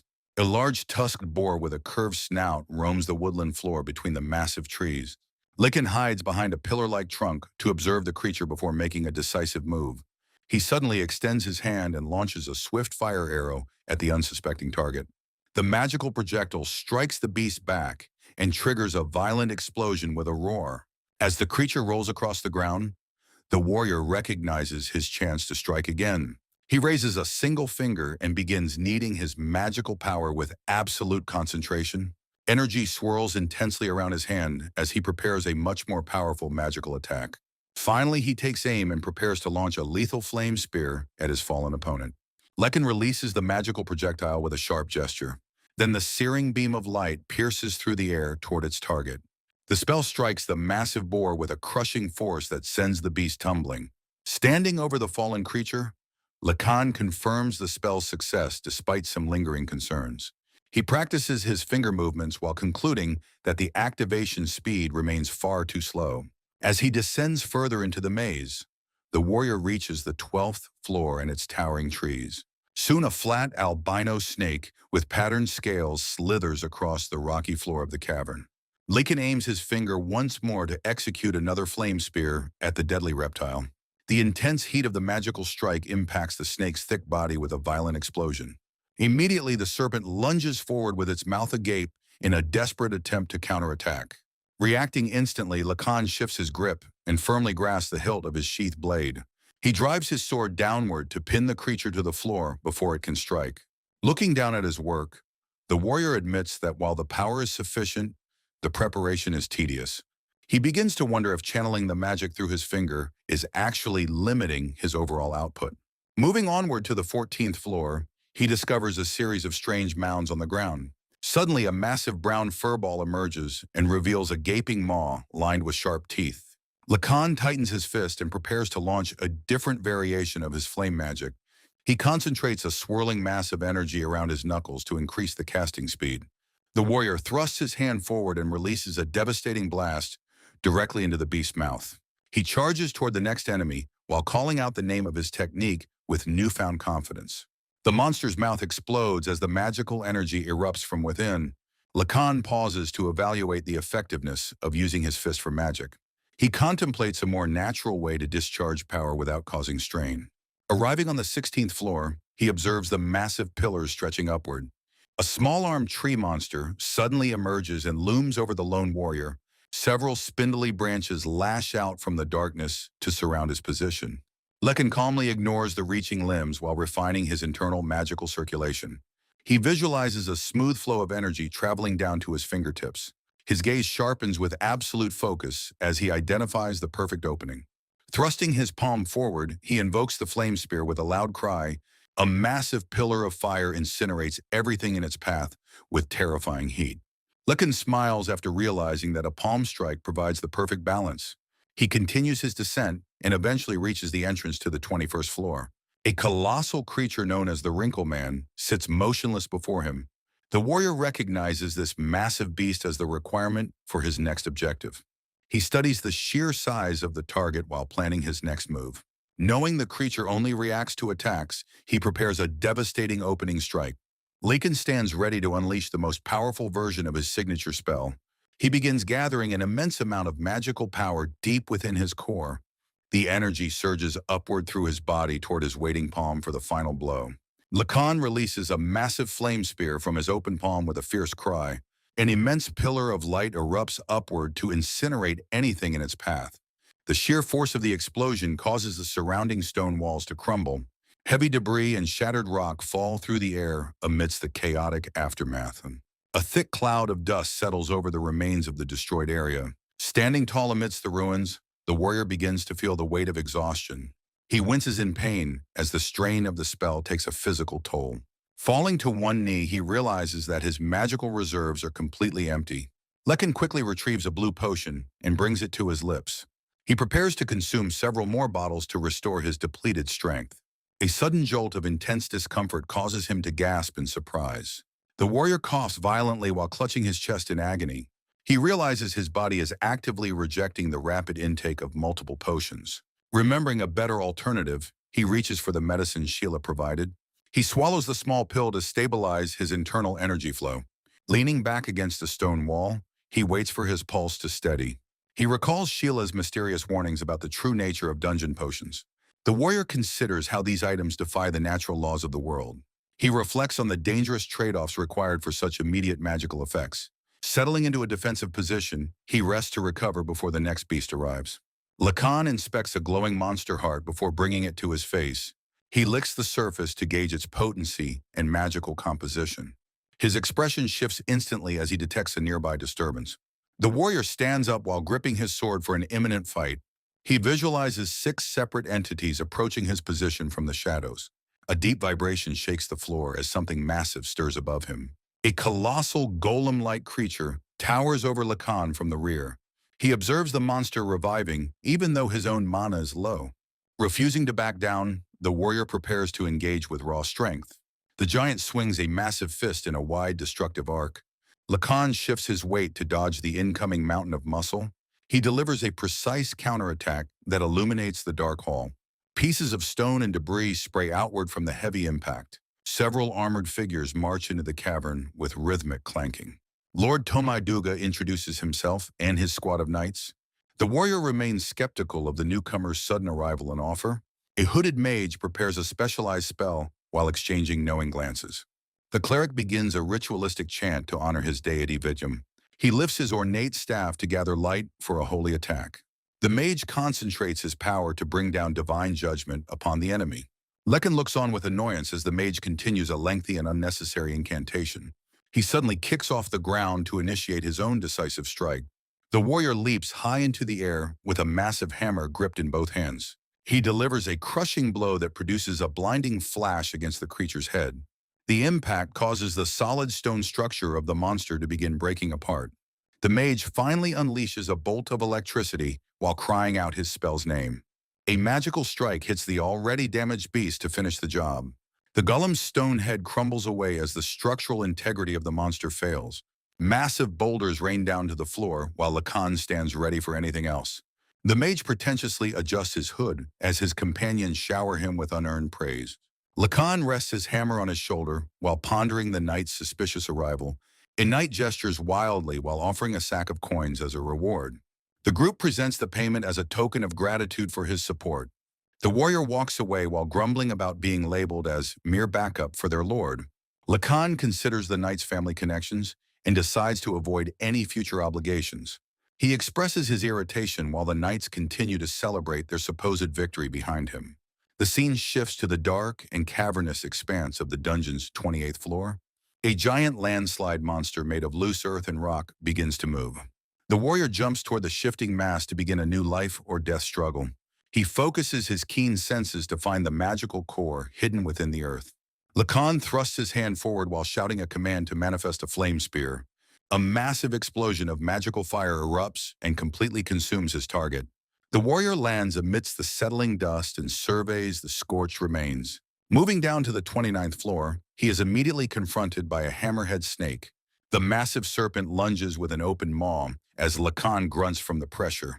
He delivers a precise and powerful upward slash against the monster's scales. The wounded snake recoils and shrieks in agony while looming over the intruder. Without hesitation, the warrior prepares a second flame spear to end the fight. A blinding flash of light and heat fills the cavern as the magic hits. Lacan exhales deeply and takes a moment to recover from the grueling encounter. He stands alone while acknowledging that the monsters here are on a different level. The traveler wonders what kind of powerful enemy waits for him at the end. A vast and empty octagonal chamber reveals its cracked floor deep within the dungeon. Lacan slowly descends the stone steps to investigate the bottom of the pit. He notes the absence of any other rooms or passageways in this final area. The warrior finally reaches the lowest floor and looks toward the center. His gaze narrows as he focuses his keen eyes on a distant silhouette. A massive footstep lands as he approaches the slumbering beast in the clearing. A hulking great ogre with thick white fur and horns begins to rouse itself. Lacan draws his blade and readies himself to challenge the master of the maze. Lacan plants his foot firmly on the stone floor to steady himself. The great ogre rouses from its slumber while letting out a low growl. Massive hands grip the cracked ground as the beast prepares to rise. The white-furred monster slowly stands up to reveal its hulking muscular back. A look of sharp focus crosses Lacan's face as he evaluates his opponent. The colossal master of the maze looms over the warrior with an intimidating presence. Lacan remains on guard while realizing this creature is far more than just a mindless beast. The ogre displays a nimble frame despite its heavy muscles and imposing size. Standing in the center of the chamber, the traveler offers a prayer of thanks for the challenge. Sharp claws flex as the monster readies itself to strike at the intruder. Suddenly, the ogre lunges forward with a speed that catches the warrior off guard. Lacan grits his teeth while narrowly avoiding a direct hit from the massive fist. Seizing a brief opening, he swings his sword toward the creature's unprotected side. The blade targets the thick hide of the monster's powerful leg during the exchange. The ogre quickly counters with a heavy kick that forces a pained grunt from Lacan. Sliding back across the floor, the warrior marvels at the beast's frighteningly fast reflexes. The monster immediately pursues to maintain the pressure as Lacan raises his guard again. His sword tip manages to find its mark against the ogre's grasping hand. The traveler maneuvers past the beast while attempting a deep follow-up strike. Lacan realizes with frustration that his previous blow was far too shallow to be lethal. A powerful blow from the ogre's massive limb sends Lacan reeling backward. As the beast's immense physical power manifests in every single strike, he grits his teeth while struggling to comprehend such a strong counter. Meanwhile, the master of the maze looms large with an unwavering gaze. Lacan raises his blade to parry another wide and devastating swing. Realizing through heavy breaths that he is facing a truly formidable opponent, his attention shifts to the creature's long claws which pose a lethal threat. Noticing his protective cloak is already being torn to shreds by grazes, the colossal monster charges once more to keep the warrior on his heels. Lacan prepares himself as he correctly identifies a coming right kick. The beast's muscular leg snaps forward with enough force to shatter stone. Wide-eyed and frantic, the traveler recognizes the dire nature of his situation. He barely manages to evade as the ogre continues its relentless pursuit, understanding that he must find a way to attack or face certain death. Lacan lunges forward with a fierce cry while swinging his heavy sword. Sparks fly as the blade clashes against the monster's hardened limbs. A chaotic exchange of blows fills the chamber with the sound of steel. He pushes his body to move even faster to avoid being overwhelmed. The ogre maintains its cold focus despite the warrior's desperate efforts. Lacan gasps for air while feeling the exhaustion from this high-speed duel. A massive limb sweeps through the air with terrifying speed and precision. Lacan takes the full brunt of the force as he is thrown backward. His boots skid across the stone floor, while the beast maintains its aggressive posture. The warrior realizes with a start that he has reached the limits of the room. The monstrous opponent stares him down while preparing to deliver a finishing blow. Sensing the immediate danger, Lacan activates his advanced spatial detection ability. With his surroundings mapped, he lunges forward to deliver a sudden piercing thrust. The ogre narrows its eyes as it perceives the incoming steel. Lacan's expression twists into shock when the monster reacts with unexpected agility. The heavy blade is caught between the beast's crossed and hardened forearms. Thick muscles absorb the impact as the creature successfully halts the desperate attack. He grunts under the strain of trying to force his weapon through. The master of the maze easily repels the strike and creates a distance between them. Sent tumbling by the counterforce, Lacan struggles to maintain his balance. Both fighters take a moment to breathe while keeping their eyes locked. The ogre huffs out a breath and appears completely unbothered by the exchange. Sinking to one knee, Lacan curses his lack of foresight regarding his equipment. He reflects on legends of strange beings and weapons with superior cutting power. Sweat drips from his brow as he stares at his opponent in deep concentration. Casting aside his doubts, the warrior finds the strength to continue the fight. Gripping a bundle of straw, Lacan practices his control over basic spatial techniques. His mentor watches closely before offering to instruct him in more advanced middle-class magic. She introduces the spell Move as a fundamental tool for both battle and daily life. Pointing toward the target, she prepares to showcase the simplicity of the magical command. The bundle of straw suddenly lurches into the air, following the path she dictates. The old woman notes that the spell's only effect is the physical displacement of objects. Lacan listens intently as she asks if he truly understands the significance of such power. He deduces that the ability to move things remotely eliminates the need for physical contact. The teacher explains that true mastery comes from being freed from the restraints of nature. Absorbing the wisdom, the warrior resolves to refine his understanding through practical application. Back in the dungeon, the stoic fighter faces down the massive white-furred ogre once more. Focusing his internal energy, he whispers the activation phrase for the newly learned spell. A small pendant around his neck begins to glow and float under his direction. Sweat beads on his forehead as he concentrates on maintaining the delicate magical tether. The talisman shifts into place while Lacan prepares for the next phase of the confrontation. Glaring at his prey, the beast prepares a devastating charge to crush the persistent human. The monster lets out a piercing cry while surging forward with its claws fully extended. Bracing for the impact, Lacan steadies his breathing and centers his weight for the strike. Steel meets flesh as the two forces collide in a desperate struggle for dominance. The ogre snarls with primal fury while pressing its massive strength against the warrior's guard. Lacan has a sudden epiphany regarding his magic and grins with a look of pure realization. The spatial spell activates with a sudden burst of speed that slices through the air. The massive white-furred ogre suddenly lunges forward and seizes the warrior by the throat. The monster glares with a single eye filled with a final burst of murderous desperation. Trapped in a death grip, Lacan recognizes the beast's intent to kill him, even as it dies. The pressure intensifies around his neck while the fighter gasps for air against the crushing strength. In a flash of light, the monster dissipates completely, leaving only a small wooden chest behind.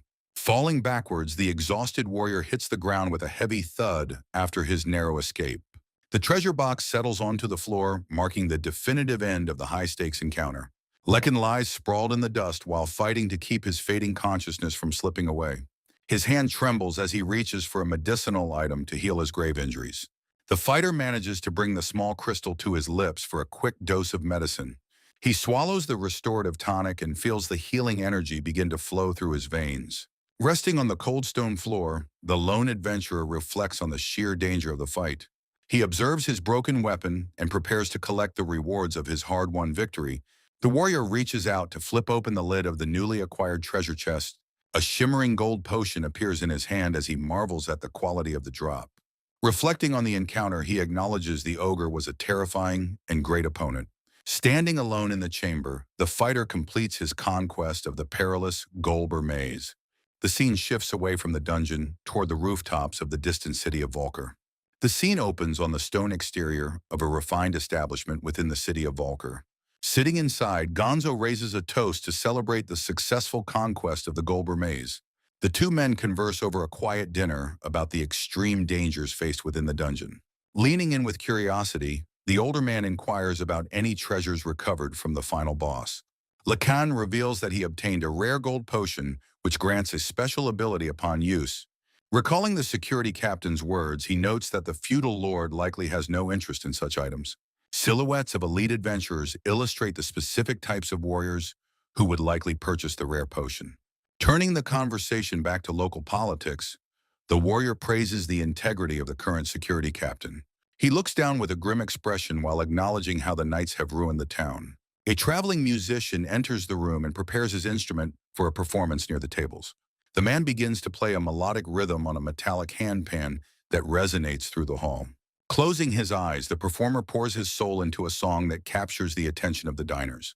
Lekin relaxes into his seat and appreciates the professional quality of the music during his meal. A lavish spread of gourmet food fills the table as the warrior enjoys the spoils of his victory. Taking a deep draught from his glass, he reflects on the rare peace of a perfect night. The singer's lips move rhythmically as he delivers the verses of a complex and narrative ballad. Suddenly, Lacan's eye widens in a moment of startling realization as he listens to the lyrics. The warrior bolts upright with such force that Gonzo stops eating to ask what is wrong. He stares toward the musician with a look of intense focus upon hearing a familiar tale. As a staff member approaches to collect a tip, the warrior remains transfixed by the urge to hear the conclusion. Gonzo holds out a small prize for Lacan to inspect during their quiet meal. The wandering musician's hands continue to strike rhythmic patterns upon the metallic handpan. Vivid lyrics describe a miserable old king who is trapped in a pitiful immortality. The song introduces the legendary Mahazal, the ancient ruler of the land of Wapud. Harrowing imagery of a mummified king portrays a life of decay without end. The ballad shifts its focus to an eternal witch who wields a dark curse. A silhouette of the abominable El Sheila looms as the one who brought ruin. Later that night, a solitary house stands quietly under a vast and starry sky. Lekin receives a dry greeting reminding him that he should always knock first. Shira welcomes her student home and invites him to sit for a cup of tea. Two steaming cups of freshly brewed tea rest on the table between them. The warrior takes a long draught of the warm liquid to soothe his fatigue. Shira joins him in the drink while maintaining a calm and observant demeanor. Setting her cup down, the old woman asks for details about the maze expedition. The pair sits in the dim light of the storage room filled with jars. Lekin touches his neck while recalling the overwhelming power of the great ogre boss. Shira remarks that surviving a first encounter with such a foe is a remarkable feat. He credits his survival to the specific magic spells she taught him previously.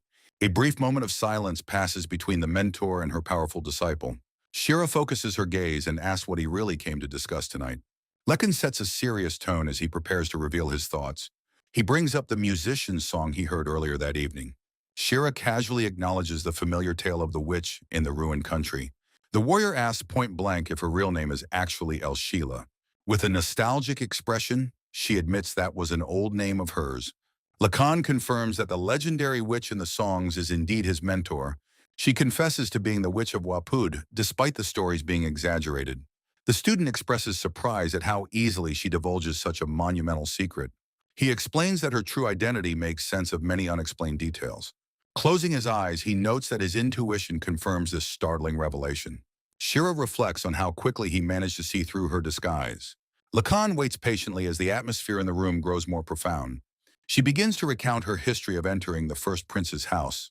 The king was smitten with her at once and took her in. She describes a time when she lived happily within the royal harem. The monarch supported her magical education by providing the kingdom's finest teachers. Eventually, the king commanded his sages to grant her eternal youth. Scholars across the land sought a method to fulfill the king's wish. A secret art involving a dragon's magical stone was finally unearthed. Shira explains her refusal of the art because it creates the undead. Shira describes her transition from a human girl to the undead witch El Sheila. Lacan remains silent as he processes the magnitude of her confession. She corrects the popular songs by revealing the king was the one obsessed with the secret art. Looking down with regret, she mentions how the monarch was initially satisfied with her transformation. His sages argued that his aged body would fail where her young life force succeeded. The king eventually loses his soul and becomes nothing more than a hollow, moving corpse. She and the premier use control magic to maintain the illusion that the king is still alive. Tragedy strikes when the first prince dies, suddenly before he can take the throne. Prince Salima grows resentful of the king and begins plotting a path toward revenge. Shira eventually joins the rebellion against the mindless king to support the prince's cause. Horrific civil war spreads across the land until the kingdom of Wapud is reduced to ash. At the end of the conflict, the prince infiltrates the royal palace's bedchambers. He sets the king's undead body ablaze before turning his weapon on himself. Tears well in her eyes as she expresses her lingering confusion over the prince's motives. With the kingdom in ruins and the king dead, the witch vanishes from history. A heavy silence fills the room as they sit together at the table. The warrior remarks on how difficult it is to fully comprehend such a monumental tale. She jokingly questions if he is actually believing an old lady's rambling stories. He counters by admitting he has a hidden sensory ability he kept from her. Lacan explains he can perceive the magical signatures and presence of all living beings. Lacan recalls the overwhelming mass of magical power he sensed when first entering the town. He acknowledges that such immense power is only logical for an undead being of her age. Shira finally understands the reason behind the warrior's extreme caution during their initial encounter. Fixing her gaze on him, she asks what he intends to do with her now. Lacan maintains a steady gaze and bluntly states that he intends to do nothing at all. The ancient witch probes further, asking if he is absolutely certain about his passive stance. He gestures outward while explaining that he truly has no motive to harm her.